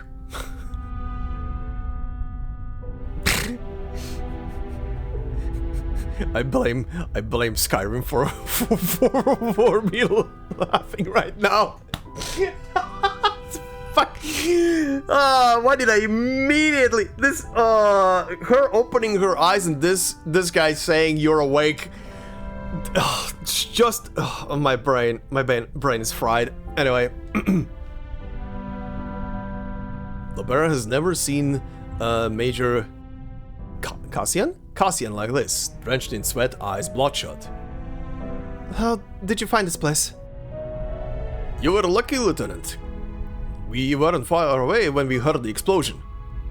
An explosion? Besides the explosion, did you hear gunshots? There are gunshots everywhere, Lopera. Carlos, I know, he was killed by the mutineers.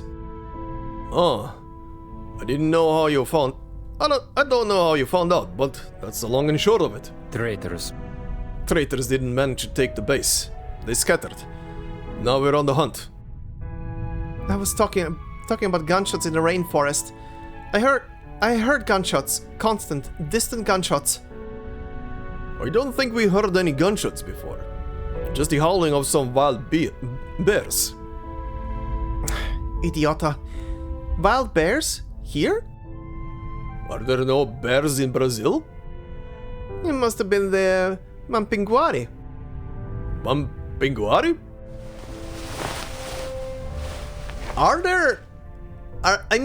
I think there are some subspecies of bears in Brazil, but I don't think there are actual bears, right?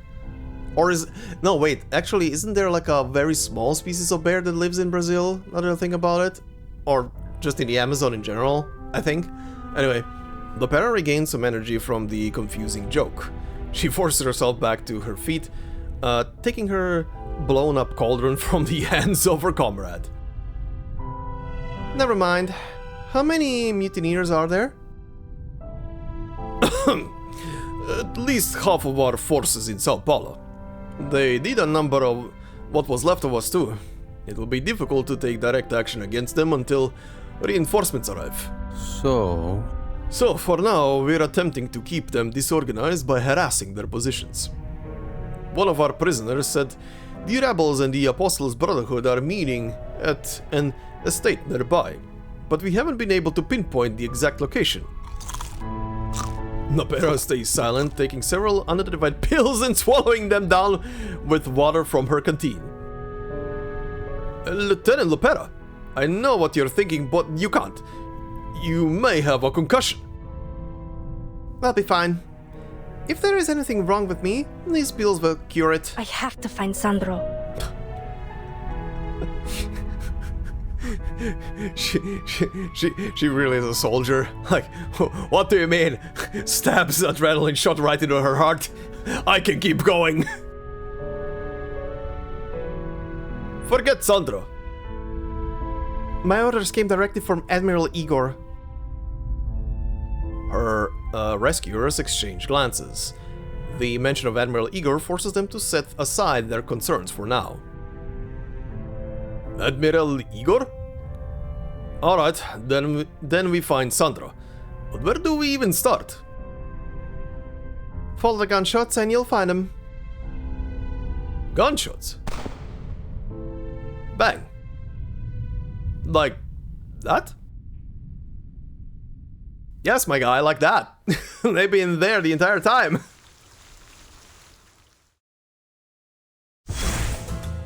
Oh boy, back to this. Go south? A booklet resembling a Brotherhood's registry. Perhaps this will lead you to their headquarters. Oh, interesting. Determined authenticity. Accept without determined authenticity. This stack of useless papers and the false information they contain can't slow you down. Hey, nice vest.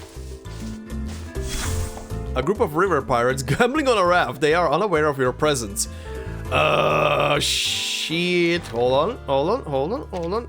No, this is not gonna be useful for this one. Oh, wait. I did have some of these already. Oh, I got them from earlier, probably. Place bet. Place bet? Yeah, sure, place a bet.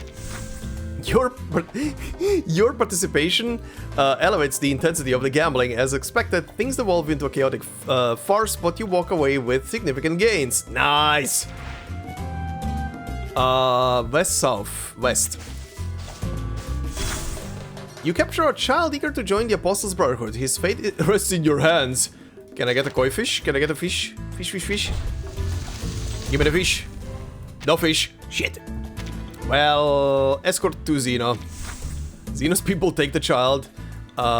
You pray he makes better choices once he calms down. Yikes. Alright, buddy. South.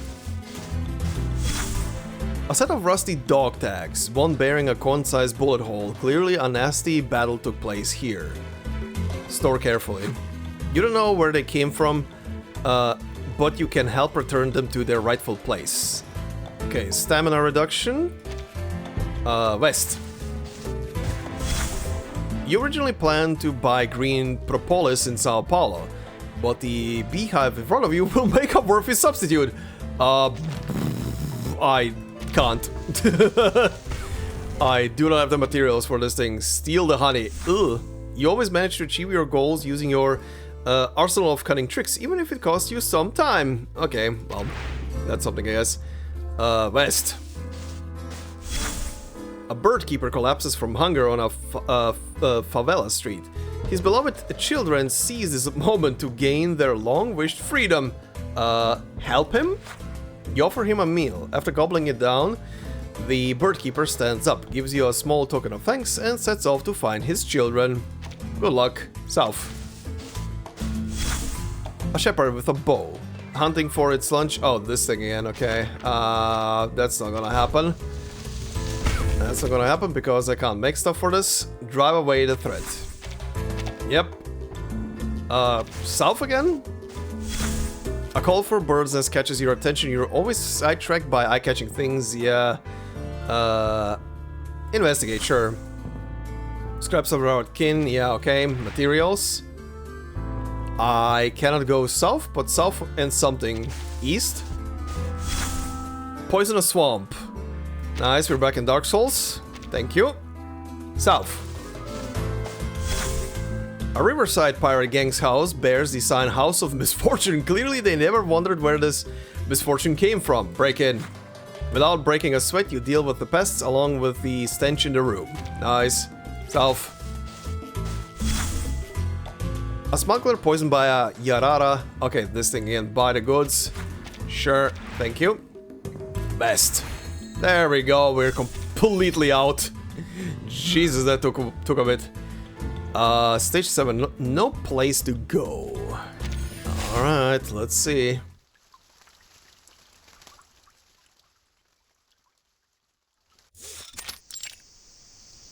Remote manor. Okay, did we finally reach the destination? Oh, what is this place? Some kind of old estate, by the look of it.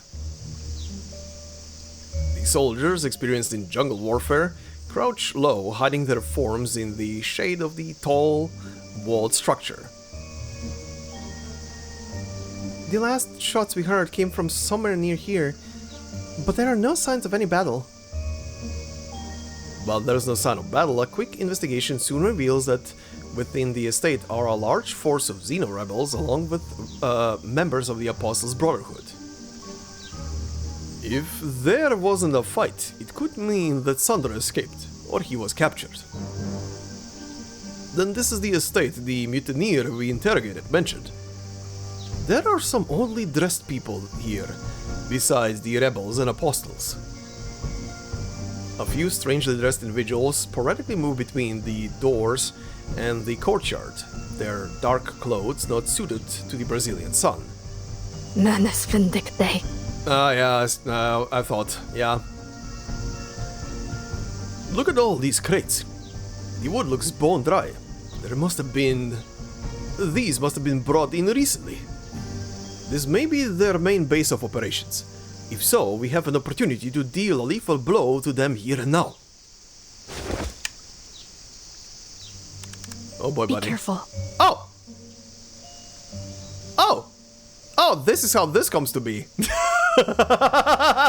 This is how this comes to be. Alright. Hi, Kimberly. Not yet Andronala. Be careful. There's someone over there. See that strange black-haired woman? Those claws of hers don't look like fashion accessories.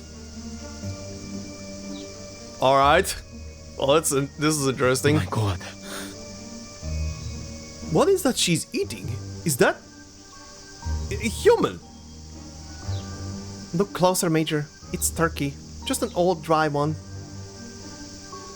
That's one big turkey leg. So, what's in God's name is going on here? Rebels, the Brotherhood, clawed cultists? It doesn't matter. Xeno can handle them all the same way. A small grey pellet bounces in Lopera's hand. Take them out first. Ask questions later. Be careful. I have a feeling that the turkey-eating mujer will be a toughie. Oh god, am I gonna be fighting Andronala?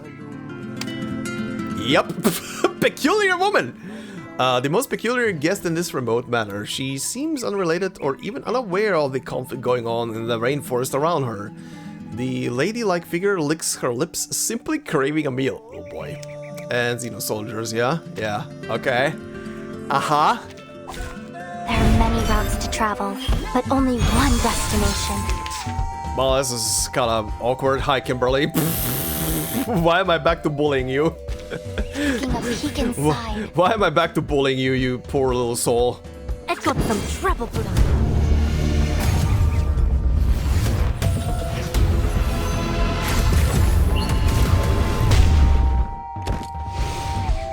And rip. Can I give everyone a ride on my back?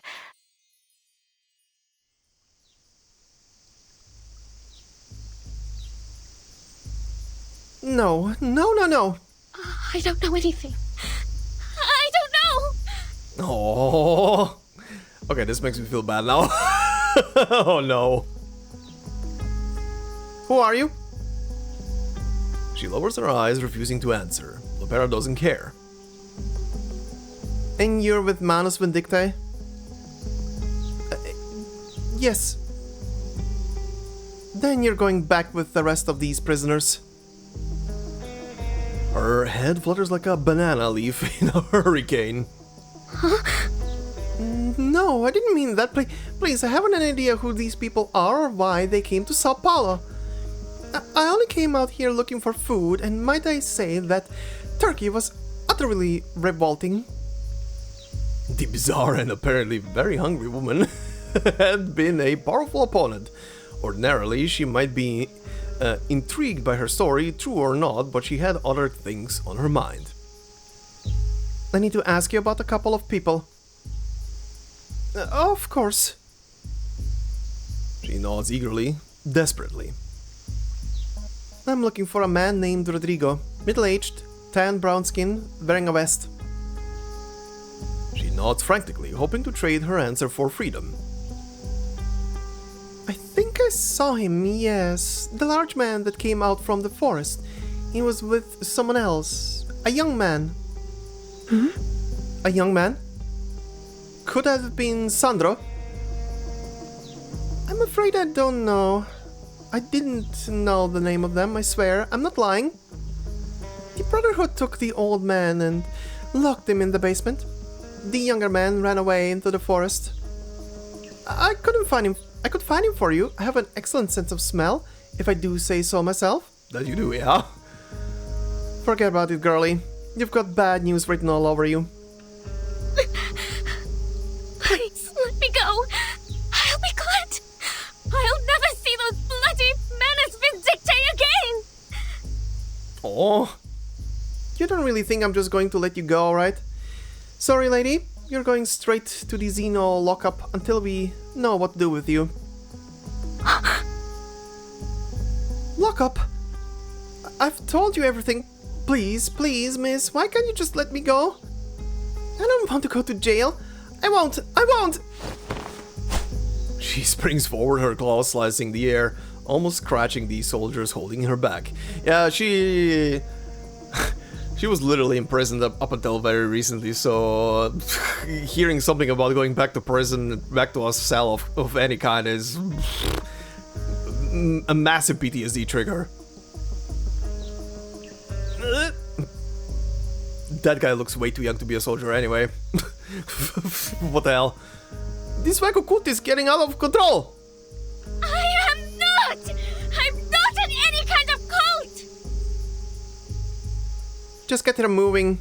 Those Arcanum restraints have a time limit. Two soldiers drag the struggling prisoner away to a particular cell on a particular base. That is...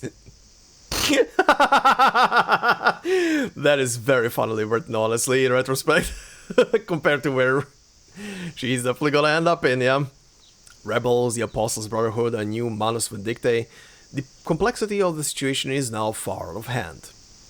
But she still has one clear and equivocal purpose. Find Rodrigo and, through him, Sandro. She cannot fail her mission. Yeah, well, the old man is supposed to be in the basement, so let's see. Manor basement. This must be the basement. What gave that away, Sherlock? Rodrigo lies slumped in a corner, unconscious and covered in blood. Yikes. Yeah, that's him. Rodrigo. A set of frayed ropes lies around him, along with a sharp blood-stained stone. Yikes. He might be bleeding out. I'll check on him. Major Cassian steps forward to lift his head, checking for signs of life. Rodrigo suddenly bolts up, seizing the Major by the throat, then pulling him close to make him a human shield. Cassian! Oh boy. The sharp bloody stone is pressed up to Cassian's carotid artery, as at the same moment her revolver is pointed to Rodrigo's forehead. Look, he doesn't... Shut up! Drop the gun, or Xeno loses another fine officer today. Rodrigo, you have no way out. The hand holding the stone shard trembles, leaving a red gash on Cassian's neck. What are you even doing here? I told you that you'd never keep me locked up. Where is Sandro? No. No, you know I'll never tell. You'll be free of all of this soon. Anxiety and desire churn in Lopera's stomach. Her patience wears thin. One last chance, Rodrigo. Keeping your mouth shut won't help you now. Zeno will find him. Sandro isn't involved in any of this. I'm the one at fault here. He isn't involved? And Sandro. He's just a kid. I've had it with your lies. You wanna explain why this innocent kid had dealings with the Apostles' Brotherhood? Only because of his idiot father. Okay, so he is his dad. Father, do you really think you can play the hero here? Did you even once stop to think what would become of Sandro after all this? You're just turning him into another you, a total moron. Oh boy. A turncoat traitor, selling out everyone he knows for a bit of cash. If he grows up to be like you in the end, then he'll be just another con man, always on the run, with not a single person that cares whether he lives or dies. Damn. Damn. Speaking a bit to yourself as well, comparing yourself to your father, or something like that. Or I can take Sandro back with me. Zeno can turn him around, teach him what honor means. Sandro will never go with you! I'll never let Zeno take him! An army that brutalizes neighborhoods, then kills its own officers, and you have the gall to tell me about honor? That's never happening again! Little birdie, once there is a first, there will come a second, and a third. God, it's so ironic. It's so ironic. Considering what will happen later, or rather very soon, when Chapter 8 begins. You don't know anything, old man! No, you're the one who doesn't get it! Oh boy, they're overlapping. She's getting triggered. Father memories. I struggled my whole life. Who helped me? Who gave me a damn thing? Nobody! Everything I have, my family, my property, I earned it, and I'll protect it by any means necessary. I never killed anyone innocent. I just did what I had to do. You think every one of them wouldn't have done the same if they were in my shoes? I'm sorry about your friend, but it wasn't my fault. Of course I care about you. Your friend, her name was Lydia. See? I remember. I'm not as uncaring as you might think. You're lying! No, listen! Don't say it. Don't you open your mouth. Pray I don't hear your voice again today. Damn you. Just go to your room. I'm never setting foot in that room again. I'm not afraid of you. I'm not afraid of anything. I'll run away. You can't lock me up. Where will you go? Take one step outside and those brutes will tear you apart. Nidia, Laura, and their parents. They hated you, not me. I've done nothing wrong. Oh, shit. Is that so? What makes you think you deserve to stand here? To live as you do? I should kick you out. Send you back to the banana plantations. Let you experience the disease and death I took you away from. Then you'll see. Then you'll behave. No. Never. Don't you think you've got their blood on your hands too? Nothing like that! You have no idea what you're doing! Fine, then I'll stay ignorant. Holy shit. Oh, holy shit. Lopera. Oh, is this insinuating that she actually killed her own father when she was escaping? Holy hell. Also, did she kill Rodrigo? Oh boy, empty eyes. Hi. The Major grabs Rodrigo's falling body by the arms, gently lowering it to the ground. The shot echoes over and over against the cramped stone chamber, leaving their ears ringing. There's nothing pleasant about a bullet grazing your face. But it's better than a slit throat. I owe you, Lieutenant. Sorry. I'm glad you're okay. Sandro is still out there. Are you insane? Cassian shakes Lopera by the shoulders, but quickly stops. The girl looks ready to fall apart. Forget it. I don't care about your orders or mine. Don't go after him. Let it go. I'm taking you back to base to recuperate. But the Admiral said... A soldier rushes in, interrupting their conversation. Major, we heard a shot. Is everything okay? I was taken hostage by a prisoner, but Lieutenant Lopera here saved my life. Your aim is still as flawless as ever, Lieutenant. Unfortunately, I have something urgent to report. We found the body of a young man on the perimeter. Seems he died about 10 minutes ago. Gunshot wound. Looks to be self-inflicted. Oh, no. My god. This is a dark day. Wow. Wow, well, this is ending dark for Rodrigo's entire bloodline. Holy shit. And Lopera's backstory. Again, this is gonna be one of those times. I don't remember if in chapter 8. I know chapter 8 was only mentioning that she is from Colombia and that Igor took her in.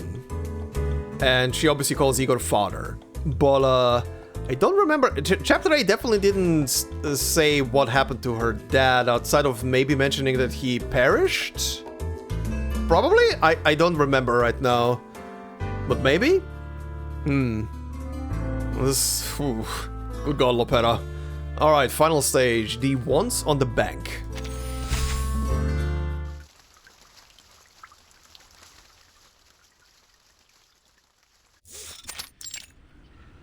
War cemetery, oh boy. The misty canopy of the forest blocks out the scorching tropic sun above, leaving the ground perpetually shaded and wet.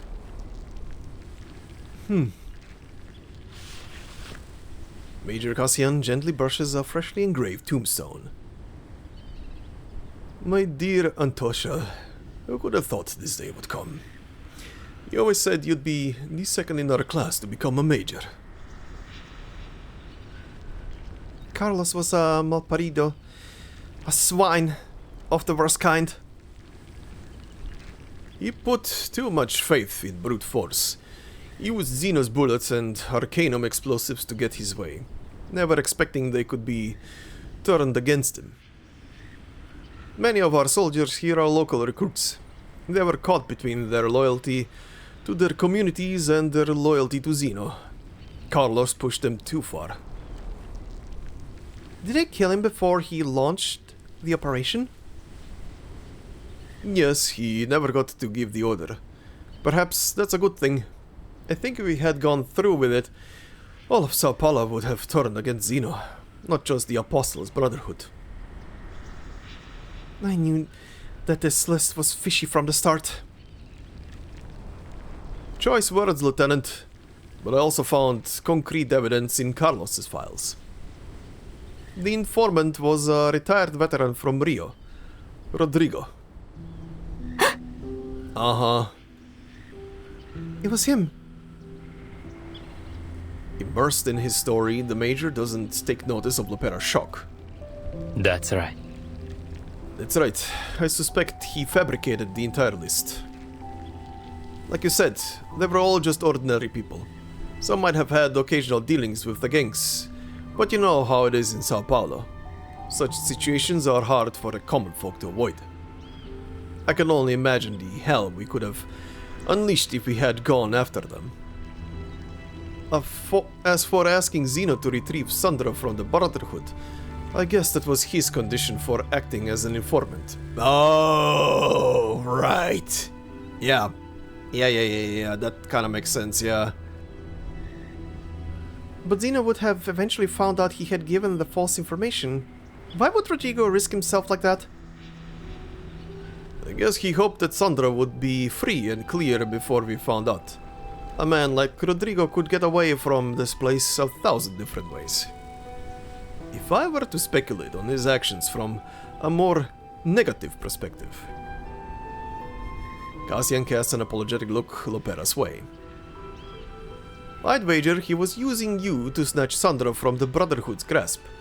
Then he'd have shot you in the back of the head on the way back. I guess you were too smart for that though. Bang. Then Rodrigo and Sandro would have disappeared forever into the rainforest. I think the plan was always to get her to that hut and then lock her into that room. And then he would have just run away with his son. I don't think he would have killed her, especially because he kept calling her Birdie, which is a very personal thing and something he called his daughter by as well.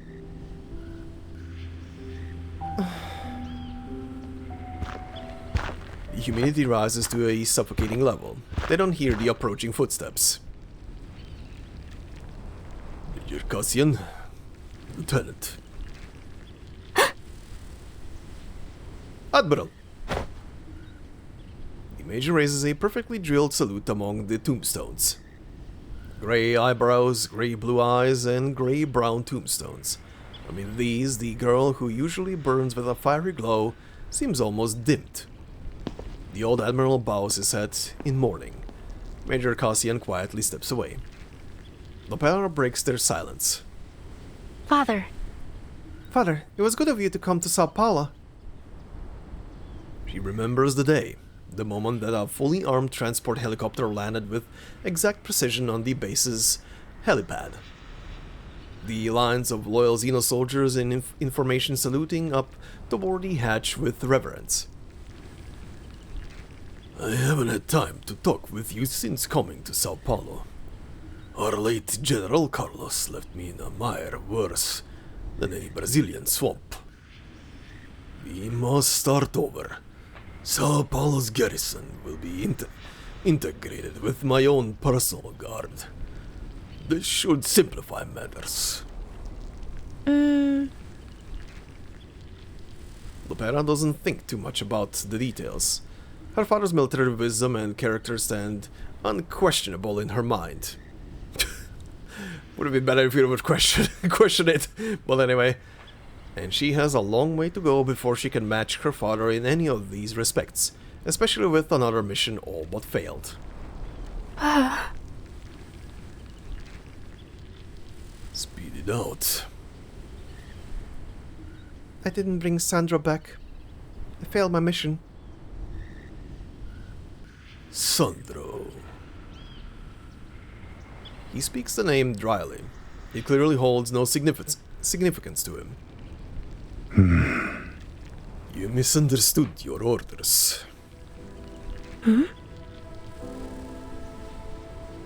When you reported to me over whatever device was, I ordered you to return to base, not to find Sandro.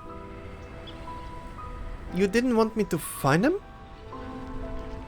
The Admiral doesn't reply to her, offering only a rise of his grey brow. You were with Rodrigo then, yes? Also, my dear Igor, she did not get anything you said. That thing was broken to all hell and back. Allow me to tell you about this man. While deploying in Rio against the cartels, he failed a crucial mission.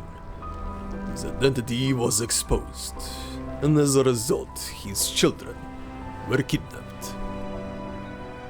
They demanded the names of his fellow operatives.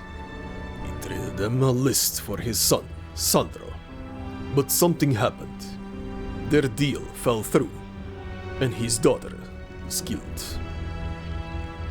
Okay, so that's what happened. He managed to get his son out, but... yeah... And his fellow operatives? A total bloody tragedy. Like hell. They were massacred. I'm told there wasn't enough left of them for identification. Ooh, Jesus Christ. He deserted his post and quietly made his way to Sao Paulo. He took the boy with him, but hid him away. It is a pity he died. He might have been a valuable witness. The thick, humid mist fills Lopera's lungs, stifling her words. The Admiral turns away from the rows of tombstones, his demeanor comforting in a way strange and unfamiliar to them both. It was a necessity of war. You had to protect your comrades. I worry your impulsive nature clouds your judgment. Yet on that day, when you had the choice to kill your father, you chose wisely. Self-control, Lopera. This is what I expect from you. Ah, okay, so she didn't kill her father back then. Okay. But buckled down here with Rodrigo. Okay. I'll try to control myself. Her father's hand falls on her shoulder, brushing away her despair like dust. For an Arcanist, it is a long and bitter road. But for a soldier, it is nothing. A soldier's career is spent making up for their own failures. Failure is expected, but one's legacy may be decided in only a few key victories. A Manus Vindictae base destroyed, valuable prisoners captured, and supplies seized. Each of these victories will aid us in our future operations. I've always been proud of you, Lopera. Oh, that is sweet. Also, what was the sentence? But for a soldier, it is nothing. A soldier's career is spent making up for their a soldier's career is spent making up for their own failures. Yeah, Igor. Was that sentence directed at you and not managing to kill Arcana? Hot tears well up in her eyes, but she holds them back stiffly. At most, she lets out a sniffle. You are to remain on base for the next few days, rest, and wait for the Timekeeper to arrive in Sao Paulo. Perhaps you might make some new friends. Father. What is it? You'll set this right in Sao Paulo, won't you? I won't let those who trampled on our loyalty and honor go unpunished. Zeno is a great and indestructible army, and we are an unbreakable family. I will never betray this army or my children.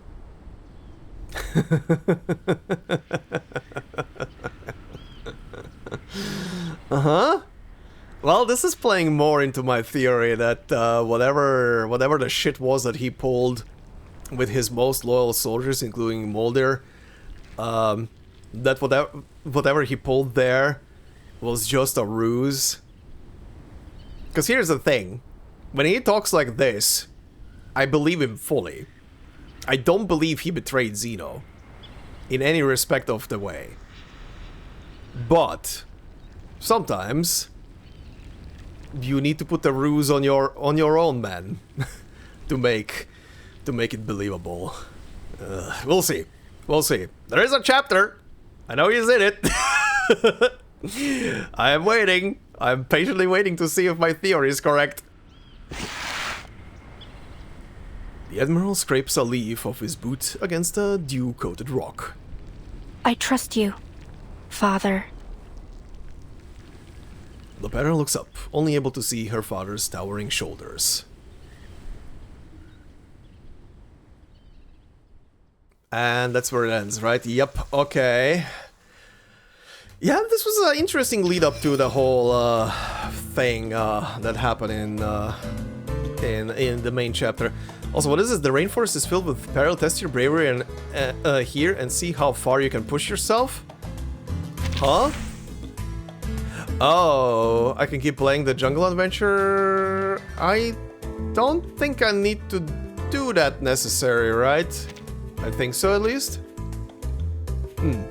So, someone can tell me in the comments if there is extra cutscene that plays from this. If there will be, I'll record it as an extra bit for a future episode. If there is, if it's just a minigame and you can just play through the same type of stages that I literally went through to see how far I can get, I guess. That's fine then. But okay, that is gonna be it for Lopera's story, I guess, for this whole thing. Yeah, this was an interesting thing, and also getting a bit of more backstory on her and why she essentially ran away from Colombia and everything. But yeah, also very, very interesting that back then with her father, she held back and didn't do the deed. But here with Rodrigo, she just saw red. But I guess it's also a bit of a different situation, as in the intention here in the chapter was definitely to showcase how much her father overlapped with Rodrigo. That it wasn't just Rodrigo who was seeing like his own daughter in Lopera, but also Lopera somewhat seeing her own father because of Rodrigo's actions in Rodrigo himself. Ugh, boy. And then it ends like that. Ugh, Jesus Christ. But yeah, also with the situation here with Rodrigo, it was literally the fact that obviously he also had a hostage, and her father back in the past didn't. He didn't just kill someone who was dear to her, but you know that it was already done. As dark as it is to say it that way, but yeah, very interesting. Actually, now that I think about it, we are not fully done yet here. It actually just crossed my mind. Back when we were doing this chapter, I did not watch the trailer for Lopera. I watched the one for the main trailer, and I watched the one for what's it called, for Anjanala, right? But I didn't watch the one for Lopera, if I remember correctly, so let's do that very quickly. I almost forgot, man. Alright, let's see what this trailer brings. Lopera trailer, parting shots.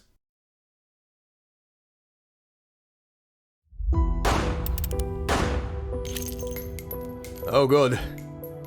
Uh-huh. This looks like in a Xeno facility. Oh, sorry, Xeno facility, in a Foundation facility. Is she on a gun range? Father, what's that noise outside? No, we're setting off fireworks. Go back to your room. Oh, wow. Lopera, where are you going? Come back! You don't understand what you're doing! My mother is not a traitor! And yeah, this is where she runs away. No one in Xeno will ever betray you. Oh. You will become a soldier, a member of our family. Oh God. Molly. Aww. Put on this button, Pera. It's a tracker, just in case anything happens. Lopera is inconsequential. Her only responsibility is to bring back Doris. No need to tell Lopera the truth. What are you planning? Father has accepted the Breacher's invitation. Am I the only one who knew nothing about all this? Okay, before I continue watching this, someone in the comments tell me, when was this trailer released? Was this trailer for Lopera released after, like a week or two after, like before her banner went live? Or was this released literally like before chapter 8 literally dropped into the game? This is very spoilery. That is purely what I'm asking right now. This is very spoiler territory all of a sudden. What the shit? Oh god. Oh boy, we're back to this.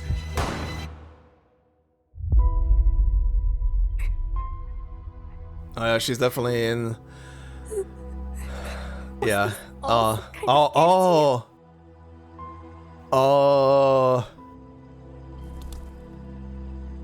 the birdie. Newborn chick.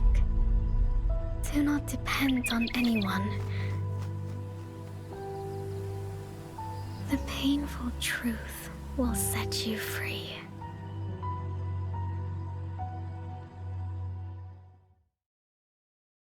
Oh. What the f... What the f... Yeah, what the hell is going on? America? What am I looking at? Anyway, back to the chapter. Anyway. What the fuck? Well, that's... I didn't even think about that, but yeah, triple father betrayal? Oh, Lopera! Holy shit. Holy shit. I honestly really hope that my theory about Igor is correct and that these three ding-dongs become a family again. Like reunite and everything gets properly explained. I still, despite everything, even if they come together, I still feel like Lopera is on to put at least one bullet into her father. I think Lopera has the full-on right to take her gun and put a bullet somewhere in him. Somewhere that doesn't kill him. Like an arm or a leg or some shit, just... Jesus Christ, Igor. Come on. Come on. Ah! Fuck's sake. Well, that was something else. But yeah, what the hell was with that trailer? That trailer was way too on the spoiler side. Not even the main trailer for the chapter really dug so much into the whole betrayal thing and everything. This one just straight up showed and talked about stuff. Like, whoa. I really hope this trailer for Lopera was released like sometime after the chapter went live and Lopera was like the second character on the banner. Like, Jesus, that is a bit much. Talk about showing too much. Whew. But outside of that, very interesting that they went with the whole actually animated pieces with her running away from home and everything. But yeah, no, this was a backstory, all right. Good God, this poor girl really went through shit. Pretty much every single guy, every single man in her life that was like a family member to her has betrayed her now. Like her original father, despite trying to protect her, did keep her pretty much confined like a caged bird, and also did some heinous shit just to... he pretty much... I would say her father probably did some heinous shit just to protect his own family, and himself, obviously. Which is understandable, but also... yikes. Yikes probably to whatever the hell went down after he... did whatever he did. Then her second father, after the story in chapter 8, betrays her again, and Rodrigo, who she kinda identified as well like her original father because of his actions and mannerisms probably, also betrays her. Good lord. Can this girl catch a break? Can this girl catch a break? Fuck. Holy fuck. Talk about trauma. But yeah, anyway, I guess trauma is par for the core with games like Reavers and Arcanists, right? That always happens. That never goes away. But anyway, I said at the beginning of the video that I have an idea about something which will definitely not find place in today's episode, because despite the fact that this was just a single character story, this was mostly because of the minigame pretty long by itself. But in the future, considering it was brought up in the previous episode in the comments, there was an interesting one that that said something along the lines of can't wait for my reaction to Isolde and her voice lines, because I selected her on that select banner, the free pull banner. By the way, I did get Isolde. Just a little little update. I did get Isolde in like 40 pulls, and I think on the next 10 pull I'm gonna get another 6-star, which I guess is gonna be a dupe Isolde because I can't reselect to someone else. But anyway, that's beside the point. Anyway, I do have Isolde now. I do have Kakania now, and I have, I think, a couple of other characters who I already went through character stories for, but I didn't have the characters back then when I was doing the character stories for them. So I never saw their or heard their voice lines, I never saw the character stories that are tied to them and stuff like that.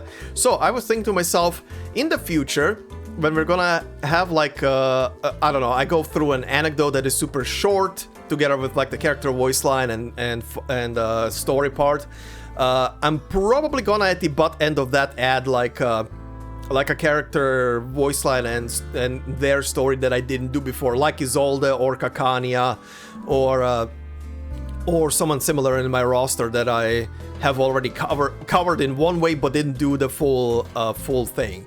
So I'm probably gonna do that in future episodes. When and which ones specifically, obviously I don't know right now, because we need to get to those.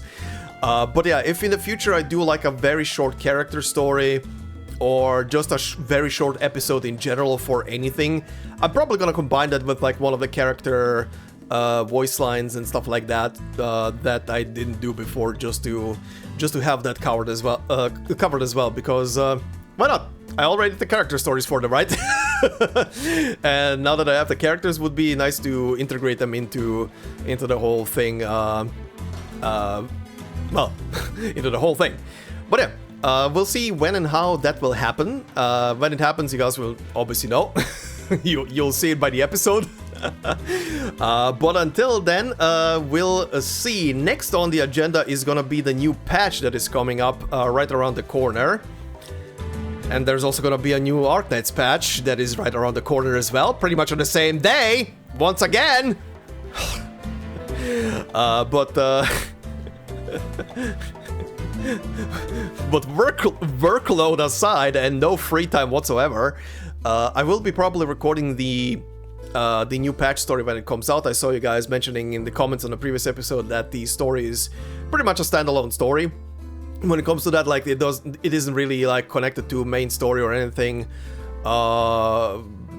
similar to the first one that I read a while ago as well, like last year. So cool stuff. Well, we'll see. When the patch drops, I will definitely be on the same day recording an episode for the Let's Play with the new story, and I'm pretty much looking forward to it. I have already recorded the 5-part story, the 5-day login story that was available over the last couple of days. That is already prepped. I will be including that in the next episode at the beginning as well, like I did for a couple of other ones before. So that is already set in stone. And yeah, we'll see. I'm excited for it. Obviously, new characters are also coming in. I don't know. Are any of those characters actually limited? Because I haven't looked at that at all. But regardless, I'm probably gonna pull for them. I have quite a lot of resources. I have quite a lot of resources to pull with, so we'll definitely do some pulls for the new characters as well. And yeah, I'm just in general looking forward to the story, to see what shenanigans they're gonna be greeting us with this time around with the very Chinese-inspired story. But until then, all I can say is thank you guys very much for watching. Hope you enjoyed this episode. If you did so, please consider leaving a like. It would help out a lot. If you're new to the channel, consider subscribing. And if you want to support me more directly, memberships are open on the channel. Like I always say, no video will be behind a membership. It's purely there for support. So thank you very much. to all the members already doing so. Much appreciated. And I hope you all have a fantastic day wherever you are. And I will see you in the next part. Until then, bye-bye.